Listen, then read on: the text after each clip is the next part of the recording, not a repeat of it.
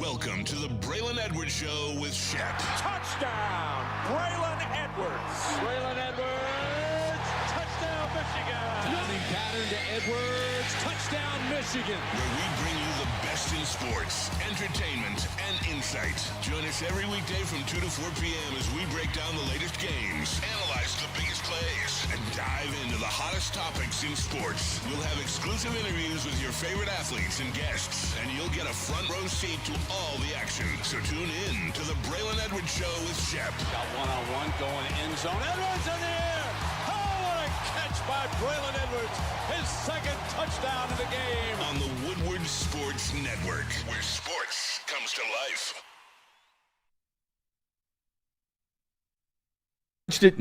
Good moves, man. There You're we still go. quick. Well, that blazing speed. Can we pause for just one moment? How much do you love the mint? The mint is it peppermint? No, it's not. It's mint chocolate chip. Do you like that? And the shoes match. Does the lid match? Man, it's clean. You think the lid matches? You think the dark blue goes with that? Yeah, like a navy blue with this mint, like 100%, because it all comes back to blue. But I think there's a level of taking it a little bit over the top. Like I'm close, but I think with the white shirt underneath, the mint and the blue, as it throws it right to us perfect.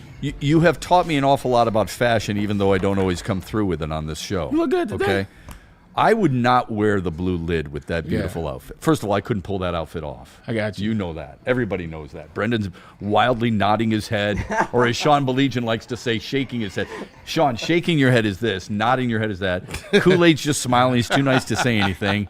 You're giggling right now because you know I'm correct. I couldn't pull that off, but the blue hat does not work. So the reason why I wear the blue hat, one, like haircut Thursday is tomorrow. Right. Haircut Thursday is Need two. one. Yeah. I'm staying healthy, so I'm not going out. Like I can wear my hair. Like, I can take it off and wear my Hair hair. still But looks my good. hair was wet, so I didn't want to necessarily catch pneumonia or catch a cold. Fair enough. So I threw the hat on, Mom man. told you to plus, put the hat on. 100% plus, just like the. Yep. You know you can't leave the house without a hat on, man. 100% shout out. Love my moms in the chat as always. But then too, man, you know, it's the elite outfit. This right here is the elite place that most people aren't going to go to, so kind of matches. Bandon Dunes? At 100%. Yeah, I would love to go there. See that? That's a special place. What color lid should he have on? I would guess white would be better. Brown. Brown would be dope. Like if I was going out. Brown would be dope. Yeah, if I was going out, it would be brown. Like Okay. a nice brown, because to your point, that would be that chocolate chip mint. Yeah, that would you were be talking the about. chocolate chip. 100%. I would go brown. Kool-Aid, if I was can you going live out. with that? Was that Yeah, good? That's good? I think the brown looks dope, man. Especially if it's like a Tuscan brown or like a Almost like like a tobacco mocha brown? with a little Tuscan leather in there. Yeah, a little tobacco. Yeah. Yeah. Yep. See, next segment, I'm going to go to the car and get my sponge. I'm going to get my hair right. I'm going to take the hat off. You know what I'm saying? You have to run real quick. Now, I- if you can move well, like you you saw how did here, fast that was. That That was was- really it's quick. pretty good. Yeah, that's not bad at all. I still got it, man. I still work on the legs. So you feel good. You look good. Yeah. I mean, if you're over the cold, that's great. I do feel really last good, night man. was a great night of sports viewing for Detroiters, and for me it was even better because State of Michigan won last night. it was unbelievable. Yeah. My son made smash burgers last night. Ooh. So we have this. It almost looks like a pancake. You hold it, and you smash them like they do at some of the famous places. I'm telling you, man, it was so You're a flipping foodie. good. That's It what I know was so about you. good with grilled onions and all. So I loved it. Caramelized grilled onions? Yes. Now, I'm telling you, I'm not lying. It was so good. I had a buddy over who helped me with a project in the basement. You got to have those guys, right? Yeah, you have those guys? 100%. Like you just call them over. And Yeah. your payment is, hey, come over, crack a beer open, we'll have some conversation. Or That's exactly right. and that's what we'll do. I gave him a smash burger. Yeah, shout that to Jeff, shout to Max. That he just chowed down, and a beer. And he helped me with a project in the basement. All right? So really good dude. Good stuff. You've got to have that. If you're not a handy guy, and I'm not a handy guy, but you got to have that guy, right? You got to have somebody who's an electrician. Yeah. You got to have a plumber. You got to have that handy guy overall, and you got to have a dealership. Am I wrong there? No, that's the gambit. Like Les Stanford's perfect. LesStanford.com. 100%. That's the dealership. That's the gambit. That is the gambit, right? That's what Dad What am told I me. missing? What do you have to have? If you're a guy, you got your own house, Right. all that stuff. The plumber's a no-brainer. You got the Electrician's a no-brainer, right? You have the fix it that does it all. Right. You have the fix it that does it all. Right. I need a fence put in, Braylon. Great, come on. I'll help you. 100%. All right. I think to fix it, plumbing is particular. I would have a plumbing guy, Mr. Right. Fix It. Okay. The electrician is that you have to do that. My uncle could do it all, man. Rest Okay. in peace. Like, All right. Yeah, I have an uncle like that. yeah, Uncle Walter could do it all. But What, yeah, what am I missing, folks in the chat? What are we missing here that we need to?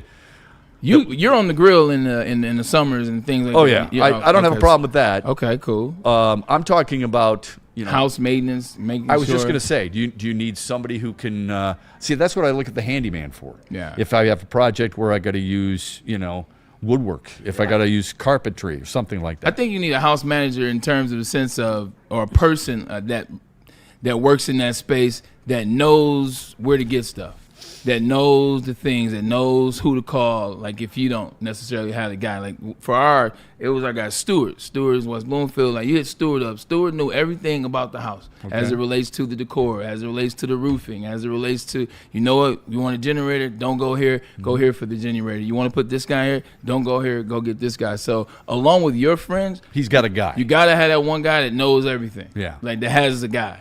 The Yeah. guy that has a guy. That's who you gotta have. John in the chat says, I thought he said dealer, as in, you know what.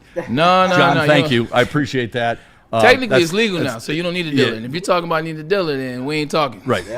Not necessarily about where I was something going, else. but John, I understand why you may have been a little confused. What am I missing here? Dealer. Homeowner Kool-Aid, what am I missing here that you have to have? Oh man. Here's the only thing I could. You got to have someone who can plan a trip for you. That's the missus. True. Or you talking about the plan the guy trips? Either. But you're right. The missus can usually do a pretty good job of planning the trip. Yeah. What about I'm on autopilot when it comes to trip. Like, hey, here you go. You just tell Yeah. me what time and where to be. That's what I mean. Tell me what you gotta time have and where to somebody who be. can do Yeah. that, right? Have I covered all the bases? I do you think? so. I'm Okay. kind of Like you have. thinking, but I can't All right. think of anything. All right. else. I think so. And I think that's it. Okay. So somebody said greenhouse, a green thumb. There you go. That is the landscaping aspect of it. That's my mom. Okay. That's Brittany. Okay. So Now, my that's pops good loved stuff. landscaping. Like Yeah. grass was something serious to him. Yeah. He They didn't love want it so his much seeds that they've running got me over into it. Like I got the app picture this so I can tell like what different plants and what different flowers are what. Like You following the schedule of fertilizing and things of that 100%. That's nature? my pops. I'm bro. starting to get into it. It's kind of cool though. I think the cool thing about when you get into a garden or when you get into your yard, the landscaping aspect of it, it's watching the process and being a part of it and cultivating something. Transforming the house. That part, the transformation part about it, it's just like a coach. Yeah. Like it's just like a coach taking on a player, being a high school coach, and you get this kid in 8th grade, and then watching him in 8th grade, 9th grade, 10th grade, and now you're looking at C.J. Sadler as a 12th grader at Cass Tech, and you see what he's doing. Smoothie King High School Player of the Week. There it is. But that cultivation Is is brother never Oops, show there a it shot. is. yeah, that was pretty clean right there. But that's a transformation process. Yep. The same can be said about like gardening and flowers. Yeah. Also, you realize some flowers they die and come back. Some flowers Are you it's good? over for Are you good at envisioning what a room or a house can look like, or what a garden can look like? I 100%. can't. My mind can't go there. I can't picture that stuff. My wife is great at it. When we first moved into our house about 6 years ago, we cut down 9 trees. Okay, they're out. And then we cut down a bunch of brush, and she's like, "You'll see. I'm going to put this." I couldn't see it.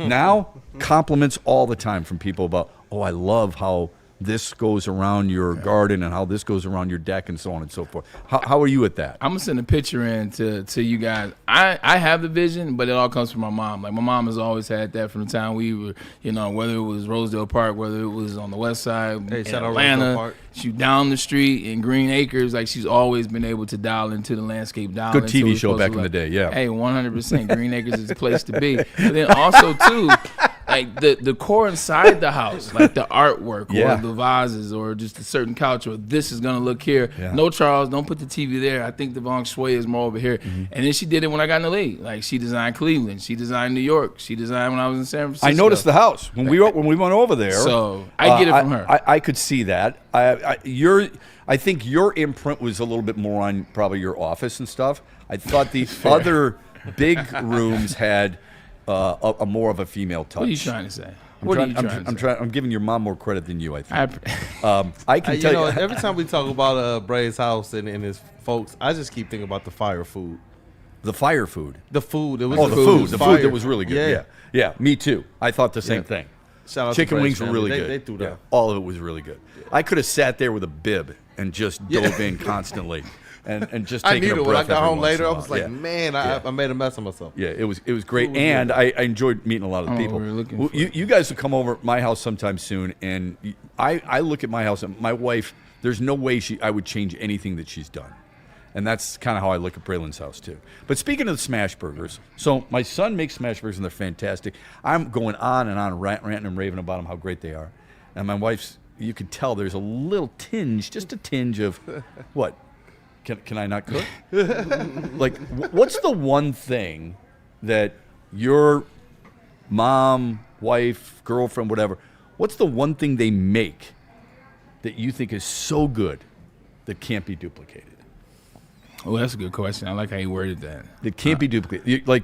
Your mom made some really good food that time we went over there. Yeah, I can go down a list with her and my sister. Yeah. It's too good. Her potato salad is unduplicated. Okay. Spaghetti, sausage, like sweet spaghetti, it's chef's kiss, man. Every time. Yeah. My sister, no one can marinate a steak like my sister. See, no one can marinate fish like my sister. You're looking off in the distance. I can tell you're picturing it I'm right there. now, right? I'm literally there. And right the now. taste buds start to go wild a little bit. Yeah. Stopped at Mom's house last night. She had made a spicy steak, kind of steak stir fry, and it was a little spicy.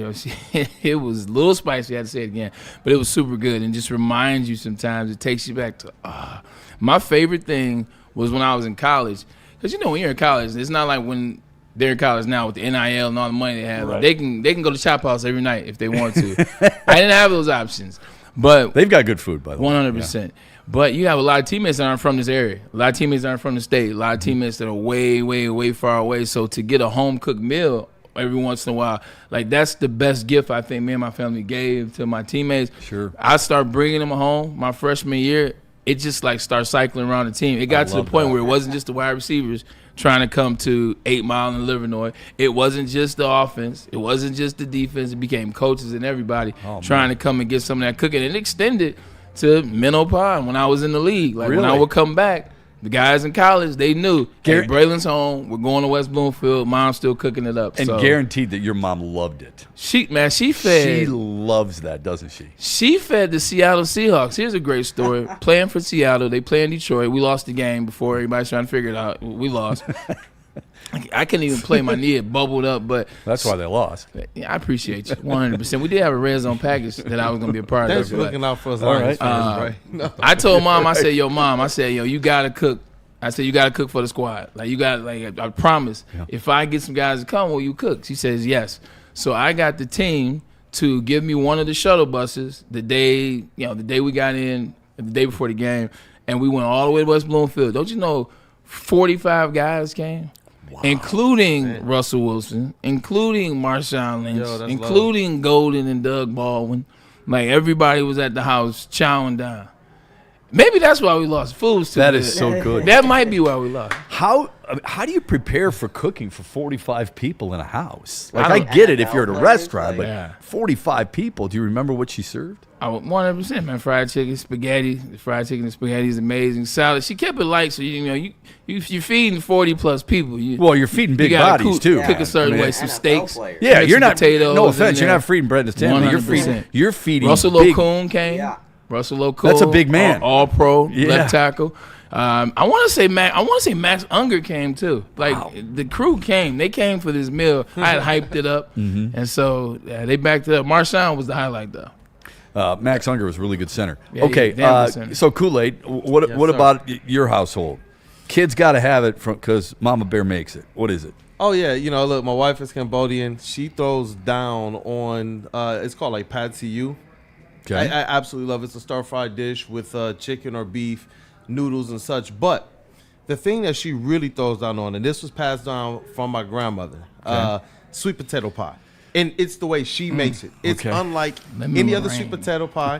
And I'm telling you, it's perfect, man. I'm going to bring some in during the holiday season for you guys. She That's gets very nice of you. apprehensive Thank whenever you. Thanksgiving comes around Why? because my grandma Wyman is still making those sweet potato pies. Oh. So my wife is like, you know what? So I'll there's just a bar stick to the there. Asian Yeah, dishes this year. there's a bar it's- that's up there. I got you. Yeah. Yeah. And then my grandma Dent on my pop side, rest in peace. She would spend all Sunday making pound cake. One pound cake, one or two of them. Like, I'm talking about From sifting scratch. it from scratch, bro. She would be preparing butter like the day before. Wow. It was perfect stuff, Yeah, I man. You bet can't you- get that type of stuff. Oh, I anywhere. bet you that was unbelievable. That's Yeah. like bakeries would kill for that. That's a Yeah. good song by Van Halen, too. What about you, Brendan?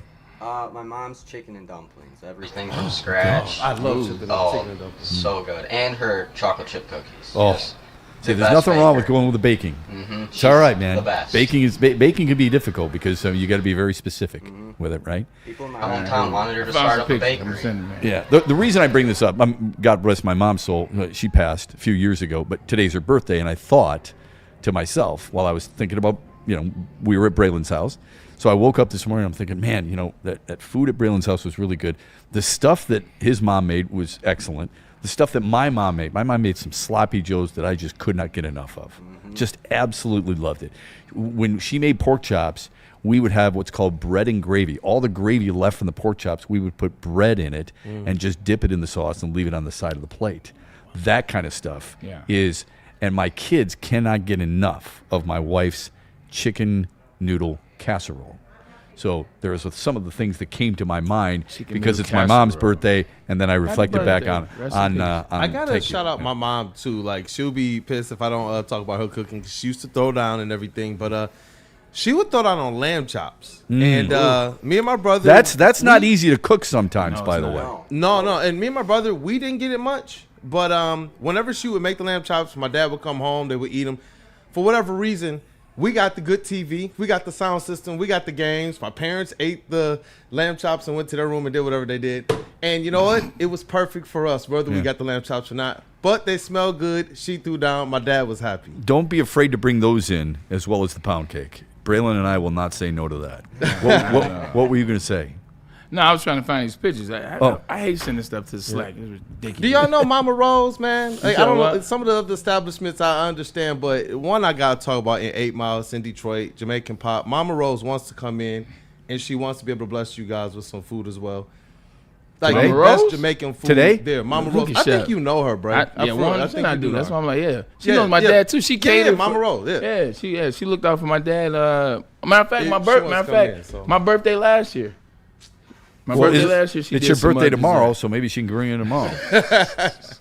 I love I'm just saying. That's all. 100%. Yeah, we can make it work. I love that, man. Those are good stories. I mean, that makes me feel good, and I think moms, it's almost, how dads love fixing things? Son calls you up, hey, I got a problem with this. I'll be right there. I got Can't wait to get there 100%. and help him, Yeah. right? I'll show you how it's done. This is what dads do. Pops still like to be needed. Yeah. You know what My I'm saying? dad- And then show off the skill too. 100%. When I was a kid, my dad, when he started fixing stuff, you got to stay with me. I thought to myself as a kid, I'm 10 years old, what the hell am I doing? I'm not doing anything. I'm holding a flashlight for my dad. Learn. He can see it. Father, He just father-son time. Father just Learn. wanted his son there. All right. I didn't do that as much with my kids, but if they needed me, I'm there. You need something. You need a pole put in. Yeah. Let's go. I'll help you dig the hole. Moms want to cook for their kids. Am I wrong there? Nope, I think I'm getting that this moms love weekend. that stuff. Sure. This weekend I've been getting that with both my parents here and the in-laws here. The food has been, like, fantastic. That's bro. why you've put on 10 pounds. Oh, yeah. I feel like I put on 20. So you're being kind, Shep. That's so cool. Anybody got something like that in the chat? Feel free. It's just a lighthearted way to start the Braylon Edwards show on this I on this see Wednesday. some people in the chat, though. Greg Thomas is saying, yo, I love family talk. Art Van Dam says he's smacking pound cakes right now.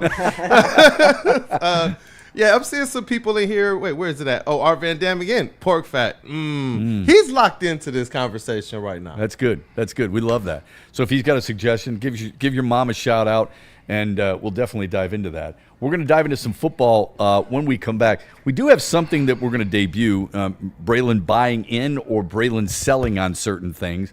We're going to give him some cut topics, and he's going to let us know if indeed he's going to buy in or he's going to sell on that. When we come back, though, you've got a guy who's about to make a start, his first start in the NFL, and it had me thinking about how I have labeled quarterbacks in the National Football League. We'll get to that when we come back after this from Martin Jakes and Ven Johnson, who quarterbacks winning teams on a regular basis in the courtroom.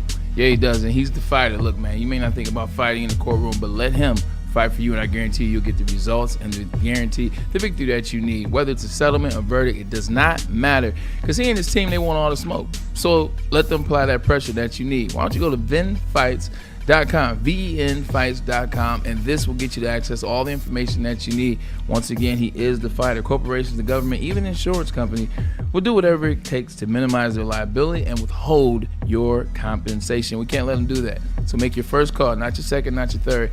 Make your first call. Ben Johnson Law. Contact them today at venfights.com. Last night you had a chance to watch a lot of different sporting events, and I hope you were at Art and Jake's Sports Bar and Grill, one of their 6 locations throughout Michigan, to take advantage of the wall-to-wall coverage. Over 80 TVs, 22 draft beers, Fairway Burgers, that's their signature burger, and a menu that is stacked full of fan favorites. Tonight, you don't think there's anything on? You would be wrong. There's a couple of college football games on. Miami takes on Buffalo in Buffalo, and Central Michigan drives to Kent State to take on the Golden Flashes.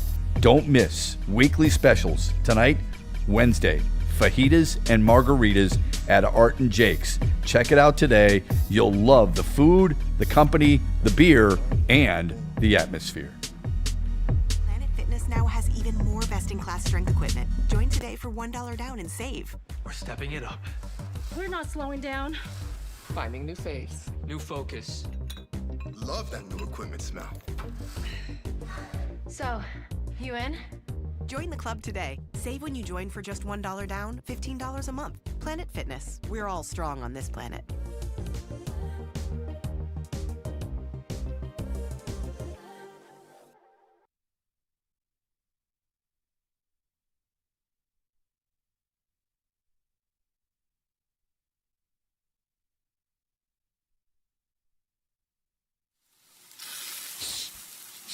You smell that? That's Brad Holmes cooking. And the off-season smells good. Woodward Sports. Hunting season is almost here, Detroit, and your Lions are on the prowl. Make sure you're locked into Woodward Sports for all the Dan Campbell reactions, Jared Goff touchdowns, Amon-Ra first downs, Penny pancakes, Kirby picks, Gibbs big plays, and of course, Jack Fox's leg. Stay locked in on all your Lions coverage right here on Detroit's #1 sports network, Woodward Sports. Every Sunday, there's only one place to get all your kneecapping, hard-hitting Detroit Lions coverage. Start your Sunday with the Lions Weekly Report with Broder and Terry Foster. Then, the Lions pregame show with Neil Rule and Sean Baligian. At kickoff, keep it locked in for all the emotions of the game with a live watch party with the heavyweights. Then, recap the game with the Lions postgame show with Anson. Game days, there's no other place to be than Woodward Sports. Live all game day. Go Lions. To any Lady Jane's Haircuts for Men and claim your throne for a king's treatment from one of our talented stylists. Open 7 days a week, walk in anytime. Just get to a Lady Jane's today and receive a precision haircut, scalp massage, hot lather neck shave, and a hot towel treatment. A haircut should not be a chore. It should be an experience. And that's exactly what Lady Jane's has to offer. Open 7 days a week, walk-ins are always welcome. There's always a location near you. Lady Jane's Haircuts for Men, it's wicked awesome. Is that an octopus in your pants, or are you just happy to see me? See what I did there? Go Red Wings! From Octopi Experts, Woodward Sports. 700 locations. Planet Fitness is the gym for you because it's the gym for everyone. Remember, we're all strong on this planet, and that planet is Planet Fitness. Access to the Black Car Spa where you can recover with hydro massage. I'm going to tell you about this. The hydro massage is the real deal. When I go to Planet Fitness, I'm telling you, I get my workout in, an hour and a half. After that, I go into the Black Car room, go into that spa, I sit down in that aqua hydro massage here, and it just feels incredible. Bring a guest free anytime. So technically, it's 2 memberships when you sign up, just $24.99 a month. Exciting new partnership they have with the Lions. Want to win 2 tickets to every Lions regular season home game? Visit one of their 50 locations, and what you do is you register, and if you shall get your name called, then you get 2 tickets to the Lions home game. With that Thanksgiving game looming, you might want to pull up the Planet Fitness now before later. Planet Fitness, where your fitness is essential. You know what else is essential? Making sure you enjoy your experience at these sporting events, whether you're there in person or watching it on TV. Maybe you have a tailgate. Maybe you've got a couch gate where you're just sitting with friends and watching a game. Wherever it is you're watching the Lions, the Pistons, the Red Wings, Michigan State, wherever it is, it's going to be a lot smoother if you're drinking Sun Cruiser Vodka Iced Tea. Real vodka, real iced tea, no bubbles, just a clean, crisp sip that will not fill you up. It's only got 100 calories, so this season, make sure the good times are cruising with your favorite team and Sun Cruiser and Woodward Sports, and please drink responsibly. So my cousin asked me, why every time you say Lions do you say it like that? And I'm like, what are you talking about? The Detroit Lions. That's what we talking about. He said, just do your show and pay attention. Sure enough, as soon as I read this read, I knew exactly what he was talking about. Lions! Like, I don't know why it happens like that. It's a little bit of a growl in there. It's like the energy from maybe a play call or a game, or maybe I'm listening to Dan Miller or somebody else in Detroit. Lions! There's a little extra boost there once in a while. But it's cool, though. But you don't do it with the Tigers, though. And I'm like, Tigers! It just sounds like Street Fighter. Tiger uppercut. Sounds like we're doing WWE right now. It does. Yeah. Skate. Somebody needs to stay away from WWE. Dude. I'll tell you that. Yeah, let's talk about that. I mean, I was going to go into quarterbacks, but now that you say that, there's some. I wonder where people's heads are at sometimes. Like, do they honestly think? Oh, there you go. Yeah, I lost my train of thought for a minute. Do you think people really? I mean, who thinks this stuff out? Obviously, they don't. Right. And what we're referring to is Cam Scatterbo, who is out for the year with an injured knee and was a really important piece to the Giants, by the way. 100%. He's a good player. He was recently at a WWE event, which is fine. We're not saying he shouldn't be. But for him to get physical when he's had surgery and is about to rehab, and his career, knowing that he was a mid-round draft pick. Yeah. It's not like he's cashing in big-time Braylon bucks yet, okay? He hopes to one day. Yeah. You don't do that if you're showing up at WWE events and risking the chance of further injury. What do you think the Giants' response was to this? Giants are idiots, so they probably didn't care. Like we know that Joe Shane. First of all, the fact that Brian Daboll got fired and Joe Shane didn't, it lets you know all you need to know about who the New York Giants are. And I know he drafted Jackson Dart and a couple of these defensive line, but overall he shouldn't be there. Right. This isn't the fun police, okay? Me and Shep not come up here like the fun police, and we're regulating fun. If you want to go to WWE, I still watch WWE every once in a while. It's been a long time because, frankly, the brand is horrible now since it's gone to Netflix. I went to SummerSlam. But I still will go to events. Kool-Aid and I have seen each other at events. SummerSlam, most notably, is the most recent time that we went when it was in Detroit. It's fun to go to WD events. They do a good job typically in person. Cam Scatterbo, you can go. It's in New York. Go have fun, Shep. Mm-hmm. Don't put yourself front row in an engagement where we just watched your leg get mangled like a car accident 4 weeks ago. And what we saw from you so far this season, if I'm a Giants fan, I'm kind of excited. I'm kind of excited that you're on my team. I think there is a future for you. But what can happen if this dude pushes you back or you push him and you slid too far as your henchmen are behind you? They should have grabbed you and told you not to do that. What happens if you get hurt? Because, Shep, I didn't even think about what you just said. He's a mid-card. I mean, he's a mid-card. And now I'm thinking about wrestling. Yeah. He's a mid-round draft pick. Right. It's not even guaranteed that you're going to come back and they have not found somebody maybe next year to replace you, depending on what they're going to be drafting at. You got to be smarter than that. Giants got to be smarter than that. I mean, I get it. It's clout. It's trending. I want to do the trending thing. Mm-hmm. This literally went viral as everybody's trying to do. But is this one moment particularly worth a elongated recovery process? Maybe even a process that puts you, any longer process. I don't think it's worth it. Because they sold that, man. Like, I wish we could play it, but the WWE is tough on playing it. 100%. But they really sold that. I'm sitting there like, bro, your leg just got that messed up. Right. And you're like full-fledged out there jostling with some of these WWE wrestlers. So I don't get it. And look, I'm not saying that his contract isn't worth anything. I think he was $645,000 this year. I could live comfortably on that. Most of us could. Mm-hmm. Okay, those not wearing a mint outfit today, but you could live comfortably on that. The problem is, if you get it's hurt, not guaranteed. Exactly. If you get hurt and you can't play, there's no more of that. Right. There's no more of that. Look. And you'll be gone. They don't care about you. The WWE, once you're gone, once you're a non-factor, because you're not getting in there, dapping up your hair, putting on more tattoos, and sounding all gruff like Hulk Hogan to be the next WWE champion, right? I don't want to act like I've never gotten injured in the NFL and didn't go out and do some dumb things. It happens. Like I tore my ACL and legitimately was out dancing in a nightclub like 4 days later. Like it was. I saw Dikembe Mutombo dancing on the torn ACL. You saw I pushed. Was he doing this? No, he was doing the stanky leg. Wow. This is what you Wait, think. show us the stanky leg. Go ahead. I'm 42. I ain't doing the stanky leg. But I tell you like this. Remember when the Houston Rockets, this is when Metta World Peace was playing against the Lakers, and he was doing this thing as Ron Artest? Yeah. This is when they were going back and forth. This is why the Lakers ended up getting Ron Artest, and they lost in Game 7.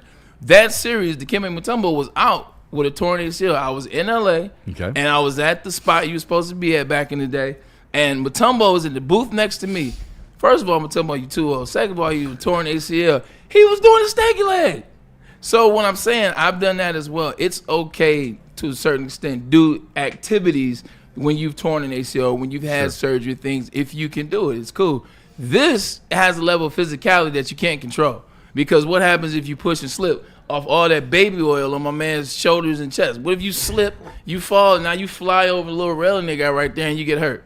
I'm just saying it wouldn't be in the best interest. When I was dancing at the club, it was very low-key, it wasn't cameras, and I wasn't in Madison Square Garden or where the hell else they're wrestling at. So I would just say be a little bit more cautious trying to chase the viral moment, because, like, you're not Saquon Barkley, who got drafted 3rd overall. You're not Ashton Genty, who they might wish they had you over him right now, kidding. the way it's going. But you're not him. That money ain't going nowhere, and they're not going nowhere with it.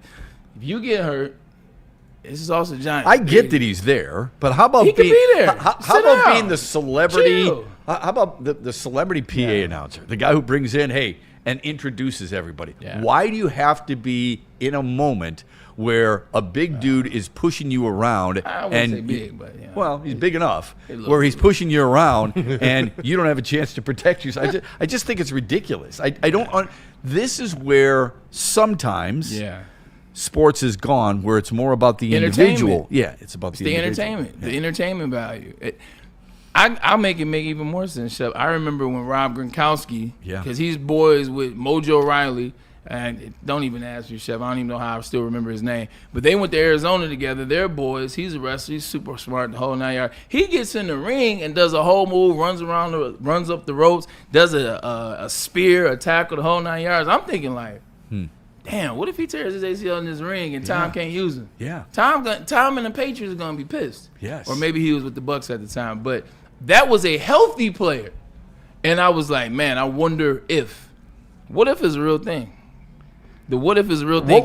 What would you do if you were the GM, a smarter GM than who they have now, and the next day or the night you find out about this stuff? What do you? If he got hurt, or if he no matter what, you just see the situation.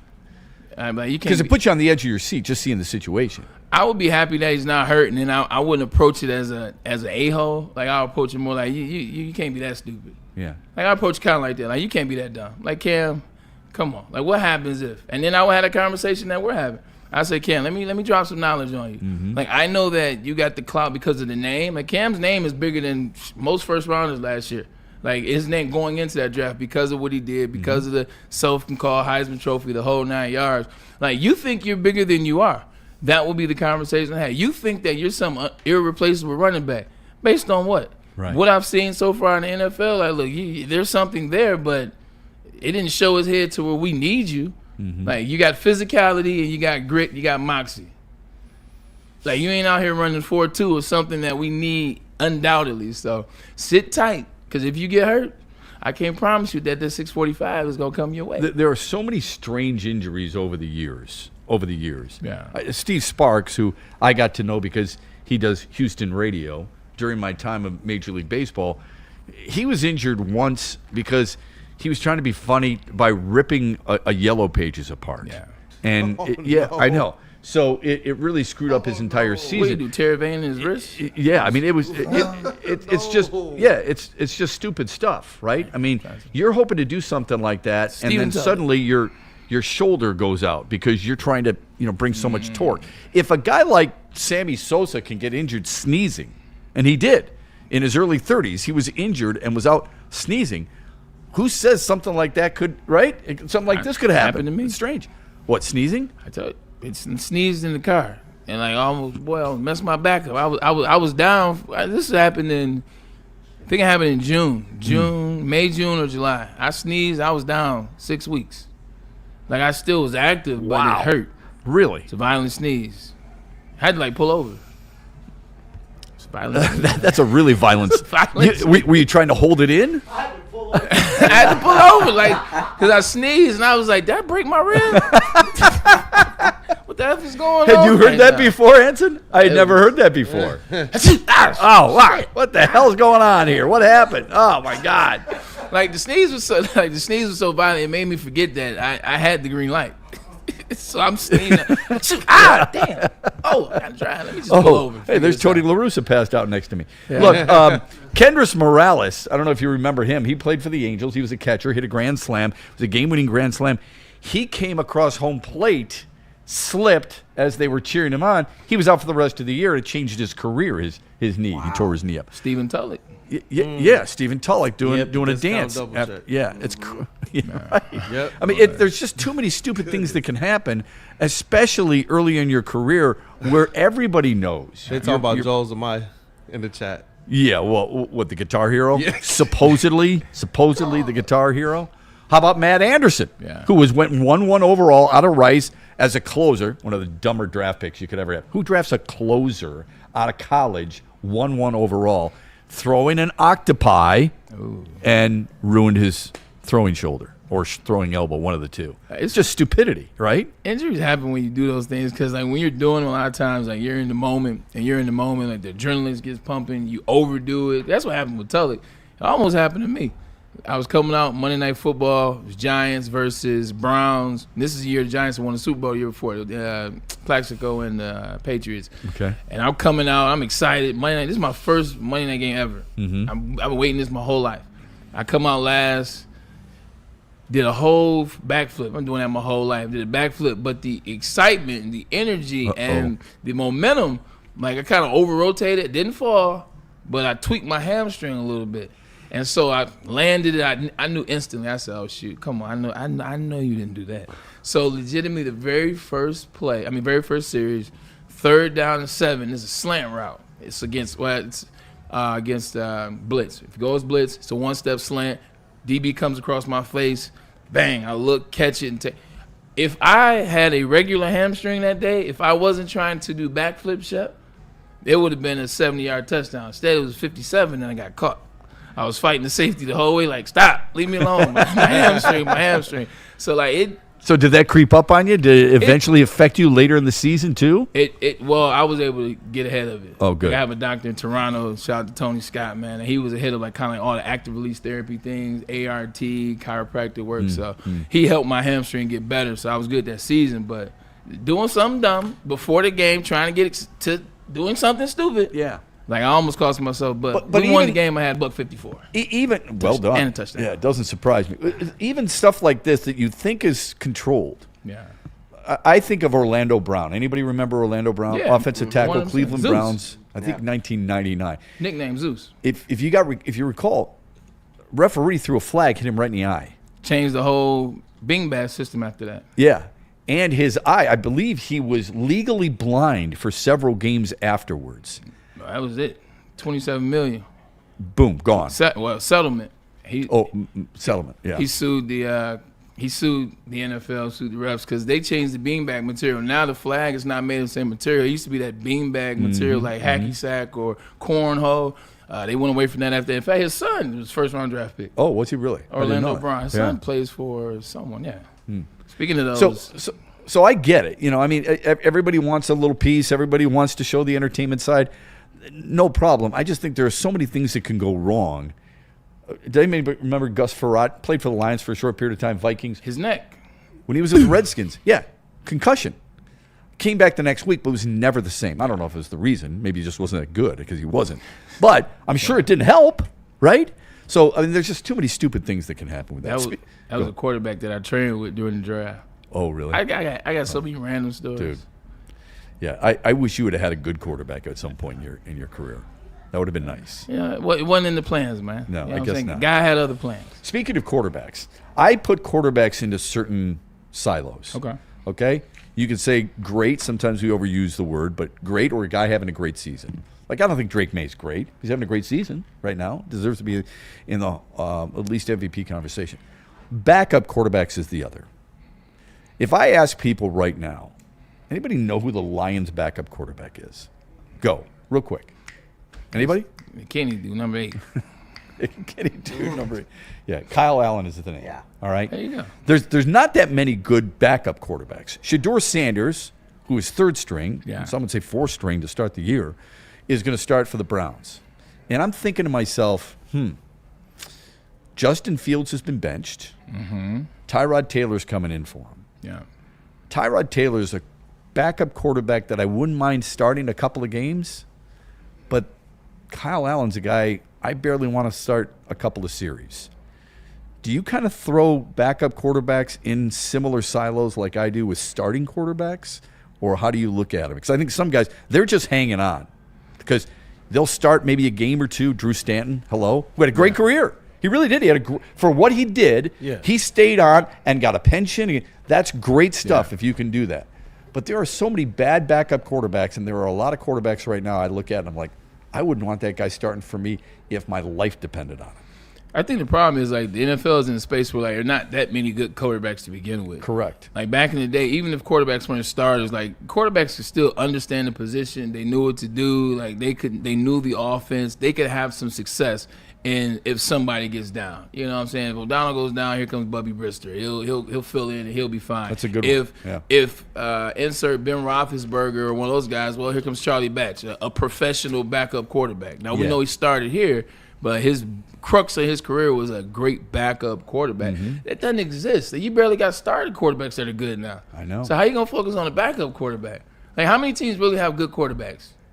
Like 10? Yeah, exactly. 10. 10, and then the other 7, you're trying to every week figure out if they're a top 15 or if they really are top 25. And you're debating some of those 10. So Jalen Hurts is one of those guys 100%. you and I could debate. He's so now in the top 25. So I think he got he's going back up. I think you got 10, and then you might have just a few in the middle, and then there's some really bad ones that you want to The other 15 aren't good replace. quarterbacks. Correct. So if you can legitimately start a bad quarterback, your backup quarterback is going to be trash. Yeah, he's got to be awful, absolutely awful. Yeah. And you're seeing some of them obviously start. We're going to see Mason Rudolph. How long has Mason Rudolph been around? Been around for an extended period of time. Because then what happens with Mason Rudolph is when these bad quarterbacks like Mason Rudolph, who had a good college career, Oklahoma State, the whole 9 yards, follow his journey. He's been in the league so long enough. It's the longevity now where you trust him more than the bad young quarterbacks of today. Yep. So now you give him credit for the longevity. So it's like, I was listening to somebody, they were asking a question on this dumb network that I watch from time to time, and they were saying, do the Pittsburgh Steelers need Aaron Rodgers to play this game to win? And somebody against the Bears, you're saying? Against the Bears. Yeah. And somebody said, well, I don't think they need Aaron Rodgers to play the game. They got Mason Rudolph. He's a journeyman, but he's been with the Steelers. He understands. What does he understand? Yeah. What does he know? Yeah. Like, I don't even understand why that was a question, but to that point, it's the longevity. It's how long he's been there. He's been there for this long. He's understanding this. He's seen that. He started here and there. He's not a good quarterback. He's a bum. Yeah. There's just not that many. You're 100% right. Yeah. I've said this forever. People think you should just be able to draft a quarterback and make somebody into it. It doesn't work there's like that. there's not 30 good quarterbacks, let alone 60. It's only a couple good backups, and that's why they keep recycling. How That's long why did, you take how long Mac did Jones. Case Keenum fly around? How long does Ryan Fitzgerald fly Joe around? Flacco. What's his Fitzpatrick. name? Fitzpatrick. Yeah. The guy right now, Gardner Minshew. Yeah. How long is Gardner Minshew? Like, the good ones, backups now, like, you're like, no. If you guys don't want him this year, slide him this way. That's why you like Tyrod Taylor. You told us that 100%. before the season. He's a quarterback that's had success everywhere he's been. Yeah. He just eventually gets hurt, unfortunately. Yeah. Kool-Aid just said, Joe Flacco's 40.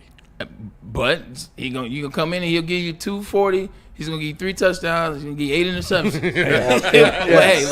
As long as you know what you're getting, right? 100%. And he took over for Jake Browning, who's a younger quarterback. Yep. Okay, but he's become obsolete. Yeah. Bengals don't need him. No. Absolutely not. The only reason he's there now is because Joe Burrow remains hurt, and if they start Joe Burrow again, somebody else is going to lose their job. That would be ridiculous.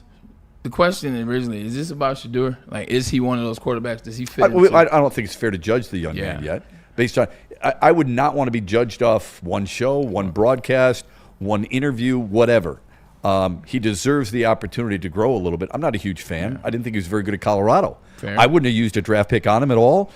People couldn't believe that he was sliding as far as he did. I could, but that doesn't mean I'm going to sit there and say this guy has no business and he falls into this silo for a backup quarterback. I don't know. And you know what? I would go so far as this. He could start the rest of the season. I still wouldn't know. I'll be honest with you, too. I did this. I don't judge him off one interview, but it did change a little bit of my perspective on him when he talked about Dylan Gabriel and saying, look, y'all, I appreciated hearing the cheers, but if Dylan's a starter, I want him comfortable. I want him confident when he's in there. That, to me, did change a little bit because we're not in the locker room. We hear different narratives, but made a difference for me, at least a little bit. Yeah.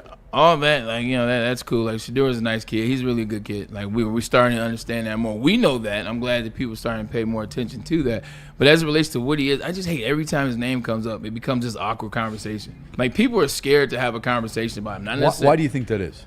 Because, one, are you offending Deion Sanders? Are you offending, is it a black and white thing? Like, they've made the conversation over the last 2 years, last year and a half, really. They've made it so polarized, you can't even have a real conversation. Like, there's elements of him deserving a shot in the league, and based on what his numbers were, what he had done with the film, with the technique, what that looked like, it was a lot better than people would give him credit for. But he wasn't a first-round quarterback, in my opinion. He wasn't a second-round quarterback, in my opinion. If you want to make him third, then that's cool. But I think that's where it began for me. It was a third-round pick. But now the conversation about him is different. He comes into the game. He's a third-string quarterback. They've had a lot of parity at quarterback in Cleveland over this season. He's now the guy. He comes in, and the offensive line after the game says, yeah, we weren't used to his cadence. And now the conversation around becomes, well, it doesn't matter if they were used to his cadence. If he was a good enough quarterback in training camp, he would have showed you something, and then you would have got his cadence. Like, I'm sorry, I played in the NFL. Like, that's just false. Yeah. And then you start to pull things like Peter Schrager, start to say things like, well, Russell Wilson wasn't drafted as the first-round quarterback. He came in and had to play behind Matt Flynn, but he showed enough. Well, I was in Seattle, you weren't. And what happened was Pete Carroll gave him all the first-team reps. Pete Carroll didn't want Matt Flynn. Yeah. What did I tell you about Pete Carroll? He loves the players he drafts. Yeah. He never wanted Matt Flynn, never saw anything in Matt Flynn. Matt Flynn had a conversation with me playing ping pong. Like, he was like, I just don't understand why I can't get any first-team reps. I was like, because he does not like you. What are you talking about?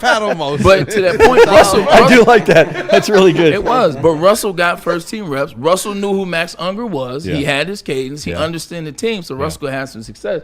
Shedeur ain't took no reps with anybody. Yeah. For an offensive lineman to say we don't have his cadence, we don't know, that lets you know that Kevin Stefanski doesn't like Shedeur at all, and that's another issue NFL teams have. The owners and the front office want one thing, and the head coach wants something else. Because Kevin Stefanski never wanted, or Kyle Stefanski, Kevin never wanted Shedeur. We know this for a fact. The only quarterback that he wanted was Dylan Gabriel. They chose to draft him. They chose to bring the circus, for lack of a better word, because you didn't want him. You chose to bring him to Cleveland. Now here we are. I don't like that aspect of it. I don't either, but you said something that surprised me a little bit, and this is what I love about this show. I love getting the perspective, the black perspective. I really do. I think it's really important. Why should that matter when over half the starting quarterbacks are black in the NFL today? Because why do we talk about race all the time when it comes to the position? I mean, I can give you 16 starting quarterbacks. Well, Russell Wilson's not a starter anymore, but to start the season, it was 16. It was the first time that we'd ever been at half. Okay, like I saw that graphic. Okay, well, one, because it's the real deal. That's like when people talk about some things because it happened.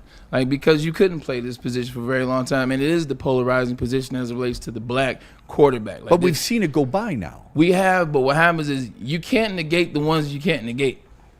Like, when there's a bad one, they go over in the board. So that's the conversation that we're talking about. The fact that everybody had Shedeur Sanders listed as a first-round pick, everyone, all the guys, and then all of a sudden it wasn't. It makes one believe. And then when certain individuals get up here and talk, they go so hard against it. It's like just talk between the lines. That's what we're talking about. Yeah, that's what I believe should be done. But that's what they don't do. But I think they've done that with white quarterbacks too. I mean, they've done that with Daniel Jones, for crying out loud. I mean, he was skewered in New York, and for good reason. He didn't play well. Right. But at some point, my hope is that we can move past that. When you've got all the black quarterbacks, they're established. Do you think people do that with Christian McCaffrey is a white running back? Cam Scatterbo is a white running back. What they do is you get little less rope as a black quarterback. When you listen to Colin Cowherd, when you listen to all these assholes on TV, when you get this much rope as a black quarterback in the NFL, this much rope. They've been negating individuals like Justin Fields. I remember the whole conversation. Is he good? No. But that conversation started about him way before he got to the Jets, way before he got to the Steelers, way before he even got to year 3 with the Chicago Bears. Yeah. Meanwhile, you're still lobbying for quarterbacks like Justin Herbert and all the other ones. Like, so it's not that you do it, Chef. You're a logical individual. I'm a logical individual. Yeah. But the machine isn't necessarily logical, and it leads to these fractured conversations. Yeah, it does. So where the conversation can't be an intelligent one on Shedeur in between the hashes, or insert Daniel Jones in between the hashes. It's the only place to talk about him. With Shedeur, it's, well, he's not this, he's not that, he's not that. And oh, by the way, it has nothing to do with this, and he can do this, and then he's doing the bling, and he's doing all the other stuff. I don't care what anybody. I don't care about that either. But therein lies the conversation. But fair to say, we've had this same conversation for the last 2 years, maybe 3, about Jared Goff. We had the same conversation in this town. In terms of what? In terms of what he cannot do. The focus on what he cannot do. The focus is that he's not a mobile quarterback. We constantly hear it about him. We heard it in this town about Matt Stafford. I had a debate with somebody at training camp where they're like, you got to start Dante Culpepper. Why? Stafford's clearly better, right? Yeah. And Stafford was clearly better. But what was the narrative about Matthew Stafford? Can't win big games. Needs help from everybody else. Everybody else is helping him. I think it's the position more than the color of the person who plays the position. Oh, I wish I could be in that situation and have that feeling. I just can't. Like, what I've seen, it's on the other side. I wish everyone was like that. It's just not. Yeah. When this conversation comes up, I would say 90% of the time you have this conversation, it's not with level-headed individuals like yourself. It's with individuals that don't necessarily understand, or the fanboys. Yeah. I always harken back to what my dad used to tell me when I was a kid. He goes, I don't care about the color of the person, the color of skin of the person wearing the uniform. I care about the color of the uniform. Yeah. In other words, if you're a Piston and you're rooting for Eric Money, long time ago, or Kevin Porter, again, long time ago, that's what matters to me. I don't care that Kevin Porter's black. I care that Kevin Porter's a Piston. I don't care that John Mengelt's white. I care that John Mengelt is a Piston. Yeah. That's what mattered most to me way back in the day. And I think the sooner we get away from that Braylon Edwards is a really good black wide receiver, or he's being compared to Jerry Rice because he's a black wide receiver, I think the better off we'll be. I look at it like Braylon Edwards is a really good receiver, period. That's what I want to look at. It's true, and that's fair, Shep. It's very fair. But when you talk about the first black quarterback playing the Super Bowl, it was 1987, Doug Williams. You talk about there's only been, 5 quarterbacks since to play in the Super Bowl as a black quarterback. It was a thing where we know owners and coaches would not play black quarterbacks because the fear of what they were. That's the thing that you can't. But now it's gone, is my point. But it doesn't matter. Like, that doesn't go anywhere. Like, legitimately 50, 60 years ago, like, we couldn't drink at the same water fountain. Agreed. That energy... Stop, Shep. That energy is still there. No, I just said agree. I know, but I'm saying you were about to cut me off. No. Like, that energy is still there. Even though we've had a black president since then and we've been able to get along, tons of things have changed. That energy will never go anywhere, and it's still right there at the cusp. Same thing with the black quarterback. Regardless, unless you're Lamar Jackson, unless you're Jalen Hurts, and they don't like him because he's not that good. I don't like him. But he won a Super Bowl. Yeah. You know, like Patrick Mahomes is the split thing. Like, unless you're one of these elite quarterbacks, there will always be a ton of conversation about what you cannot do. Yeah. And regardless if you get drafted in the first round, they're going to try to find – they told Lamar he shouldn't play quarterback. Like, and this was just 7 years ago. Yeah. They say he had to be a wide receiver. That's still racist. realistically. Yeah, okay, I get it. And that's 8 years ago. Yeah, I think, but I don't think that's unique to Lamar Jackson. Is my point. And there it is. And there we are. Well, what I was going to say is there are white guys who play quarterback who say you can't play quarterback either. You should move to a position. Could be a linebacker. Could be someplace else. That's all my point is. One individual ever, Tim Tebow. Okay, you said it's never going to go away. That tells me if it's never going to go away, that it's never going away. The constant thought, even if there were 30 starting quarterbacks who were black, it still wouldn't be satisfactory. That's what it tells me. If it's never going to go away, we're always going to be talking about whether the guy is a black quarterback or a white quarterback and how much leeway they get and how much they don't. I think there are plenty of quarterbacks because of the position who are constantly ridiculed for what they cannot do if they're not taking your team to the promised land. And if they're black, it goes up by 10%, is what I'm saying. Okay. All right. Fair enough. It's a good discussion. I love it. It's healthy. I mean, yeah, it is. These type of conversations are very healthy to have, by the way, and I appreciate it. No, I'm glad we can do this. I hope we can do this more because I think it helps people understand a little bit more. When we come back, chat's like, what the hell is going on? We can't hear about the Lions. Lions don't have a black quarterback. But what are we talking about? But they need one. Damn it. That's what some people feel.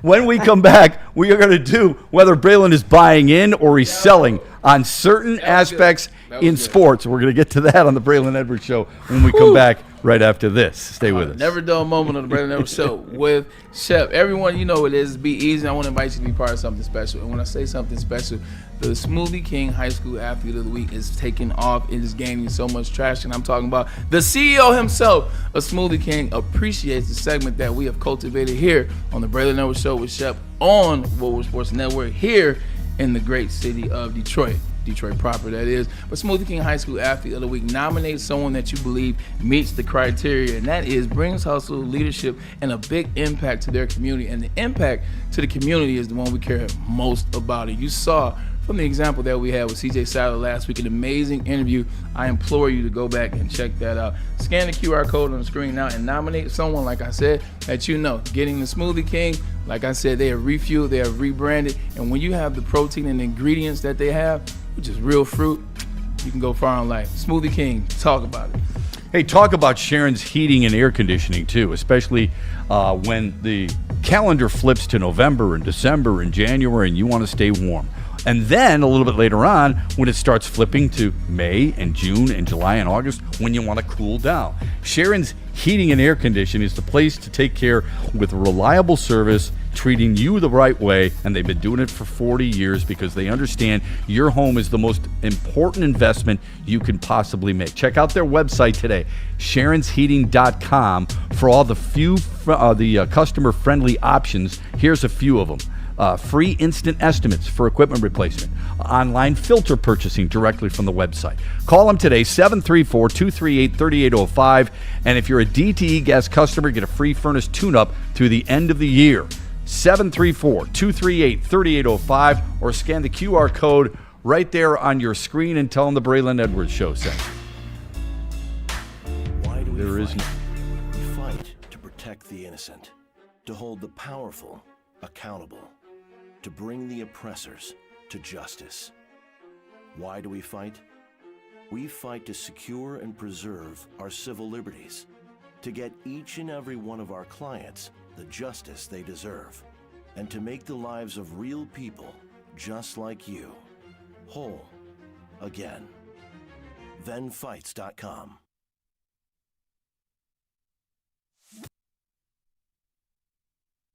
Is hungry for some kneecaps. If you can just get a hold of them and you start dragging their ass out to the deep, dark abyss, you can drown them. The Kings of the North are back for another year of the brand new Lions. Make sure you're locked in to Detroit's #1 sports network for all the news and info on your Detroit Lions.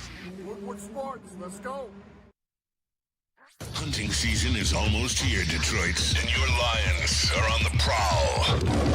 Make sure you're locked into Woodward Sports for all the Dan Campbell reactions, Jared Goff touchdowns, Amon-Ra first downs, Penny pancakes, Kirby picks, Gibbs big plays, and of course, Jack Fox's leg. Stay locked in on all your Lions coverage right here on Detroit's #1 sports network, Woodward Sports. Fitness now has even more best-in-class strength equipment. Join today for $1 down and save. We're stepping it up. We're not slowing down. Finding new faith. New focus. Love that new equipment smell. So, you in? Join the club today. Save when you join for just $1 down, $15 a month. Planet Fitness. We're all strong on this planet.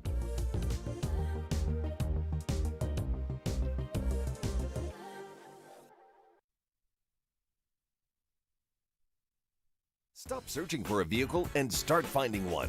Les Stanford Chevrolet Cadillac makes it easy. We harness the power of multiple dealerships and own the biggest selection of GM brands in the area to get you the car you need. With the Les Stanford Group, you'll have access to 4 different dealerships, providing you with more makes, more models, and more choices. We're connected to more than 1,000 vehicles. And with so many high-quality CPO vehicles available, you'll find new car quality at pre-owned prices. You can start and end your search at lesstanford.com today.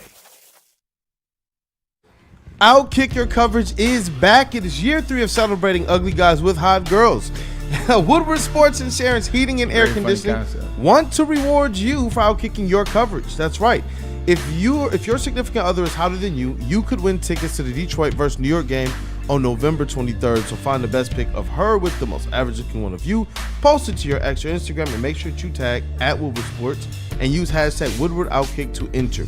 We will announce a winner on Friday, November 21st. That is this Friday. So then you don't have much more time. So make sure you guys get in your entry. So you and your much better looking lady will get tickets to watch Dan Campbell and the Kneecappers inside of Ford Field. So find the best pick of her, worst pick of you. Show us all how you outkicked your coverage from Woodward Sports and Sharon's Heating and Air Conditioning. And now we're going to hear from the great people at Caesars Sportsbook. If I told you could place any bet up to $1,000 and if you lose, you get that bet back, would you think I'm crazy? Scan this QR code, enter the code Woodward1000, and if your first bet doesn't hit, you'll get your deposit bet back up to $1,000. That's right, up to $1,000 back just for giving it a shot. Minimum bet just $20. Download the Caesars Sportsbook app today, the official sportsbook of Woodward Sports. Use code Woodward1000 or scan the QR code on the screen. Yeah, we bet. Didn't expect to go this route, but Braylon just told me something pretty interesting about that private investment firm, $2.4 billion to the Big Ten. Michigan and USC have opposed it. Yeah, I'm surprised Ohio State's with it. To be honest with you, I am. But it's verbally and publicly, it's been Michigan and USC against it.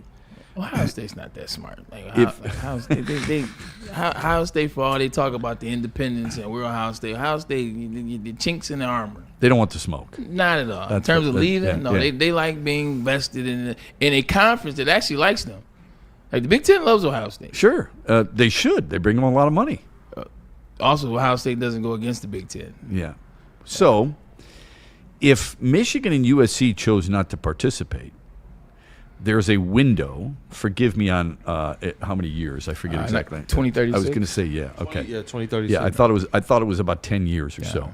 So if they don't agree to it, they're going to be forced to leave the conference. Now, I might not be around when that takes place. Who knows? But my point is, Michigan's been around the Big Ten. Michigan is synonymous. Michigan is.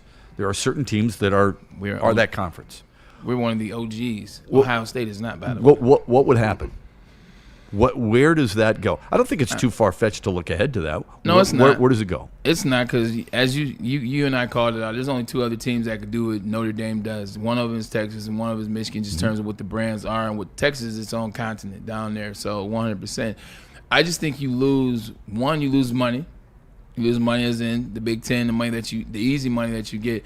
Also, too, like, who's going to play you? Because now, if I'm Michigan State and Ohio State, and you're trying to keep that relevancy, to keep some sense of familiarity for the people that are looking at your schedule, like who and who and who. So you want to keep those teams on. I ain't playing if I'm Michigan State. I don't use aim for effect, and I'm not gonna play if I'm Ohio State. Why give you that game? Like, you left the conference. So I think it's a patchwork of trying to figure out each year who we're gonna play, and you never develop a rhythm. And I think you kind of get away from the lore of what Michigan is. It may not be that to others, but it's still that to me. Okay, that makes me think, as usual. That's what I like about this conversation and this show. If they're not going to schedule Michigan because they left the conference, like that's some type of sin, who are they going to put? You don't think it helps those schools? You don't think scheduling Michigan helps Ohio State? You don't think scheduling Michigan helps Michigan State? This is not a one-way street here. It helps those schools too. I think they do schedule them. Now, Northwestern may not. Indiana may not. But Ohio State doesn't need to. Ohio State is like, they don't need to schedule Michigan. So who are they going to get to take the place? Somebody else in the Big Ten who they didn't play this year? But is it a taking the place of the Big Ten? Like, yeah, I think so. Because you're going to want X amount of conference games, right? That's what they've been talking about. Well, you got 16 new Big Ten teams. Well, that's what I'm saying. And Somebody by else. then it'll be two conferences by then. Right. It'll be SEC and Big Ten by then. You better fill that with somebody, not like Tulane. If you're still winning championships, it doesn't really matter. And that's the difference. Ohio State's still, like, every year, whether you like it or not, Ohio State's right there winning championship. Like, they're a game or a play from being national champion, being in the national championship game. They still have that going for them. Michigan State, what do you have? Yeah, well, I get it. Here's, I think, what would hurt Michigan more than anything else. If down the road in 10 years they have a season like last year, okay, or even a season like this year, how are they nudging themselves into the college football playoff conversation? If you don't have a conference championship to claim, you better be really effing good outside your conference as an independent, similar to what Notre Dame has had to do. Notre Dame not always in the conversation if they lose a couple of games. Now it doesn't really matter as much, but when they use it, because they don't have the conference to fall back on. Right. Okay? And sometimes, let's face it, the people making those decisions in the college football playoff room before they do an interview on ESPN after making the announcement, they're associated with conferences. And I think that's where it can hurt them. Kool-Aid, I'm sorry. Go ahead, bud. Yeah, no, I was just going to say, you make some valid points, in my opinion, both of you guys, both ways, as it relates to the importance of Michigan being in the conference. But I do wonder, if Michigan's not there, how much does that Big Ten regular season suffer? Now, do they care about it if they're getting that, whatever the $1 billion, $2.4 billion deal is? I don't know. But I know last year, despite all of the good that Ohio State did have, they claimed like a $38 million loss within their football program. So within their athletic program. Within the athletic program. That's a completely different scenario. Program. Completely different program. Anyway. But the football program was effectively, they're a big draw on that with the NIL and how they're structuring their rosters and such. Sure, you're getting $22 million. Let's be honest. Football steers the bus. Yeah. In every program, all right? The people who want to do away with football programs, here's what I tell you. Get rid of your football program. Tell me how your other sports are going to survive. Yeah. Okay? Because I don't care where it is. Pick Eastern Michigan. Eastern Michigan gets $800,000 a year from ESPNU or ESPN2, whatever. All right? You may not think it's a big deal. It's a big deal to them. All right? You may make that, Michigan may make that on a Saturday at home. Eastern Michigan needs it, not just for football. They need it for girls' track. They need it for tennis. They need it for golf. Well, golf is a private equity, but they need it for other sports. So, listen, that's a big, big deal when it comes to this stuff. The TV's a fair point, but Ohio State didn't lose. Their football program didn't lose $38 million. I'll guarantee you they made money. Not the football. National championship. They're talking about that football program had a lot to do with some of that. Because of all the money they spent. Yeah. So what they spent, they didn't make that. Gotcha. They spent, 22 last year, but that was private donors as well, too. So I think with the way the money game is going, if this was different, if this was before you're allowed to just pay players and come up with these collective groups to make it happen, I think it would hurt Michigan tremendously. But the fact that you can still do it this way, you're talking 11 years for Larry Ellison's and all the other billionaires of Michigan to figure out what we're going to do, how we're going to work. He can be his son for all I heard. That's true. His son owns all the networks. with Skydance, I think, in that studio. Paramount. So I think in 11 years. That's a great point. We'll figure that money out, and they'll have a collective put in place by that time where, sure, we'll leave and we'll be fine. Here's who we're going to play. We'll already have the teams that we're going to go, and then we still got the bread. Now we'll just pay it out. Dude, there'll be schools lined up outside the gymnasium to play them. That's 100%. I don't think that's a problem. Now, would Ohio State and Michigan State take a pass?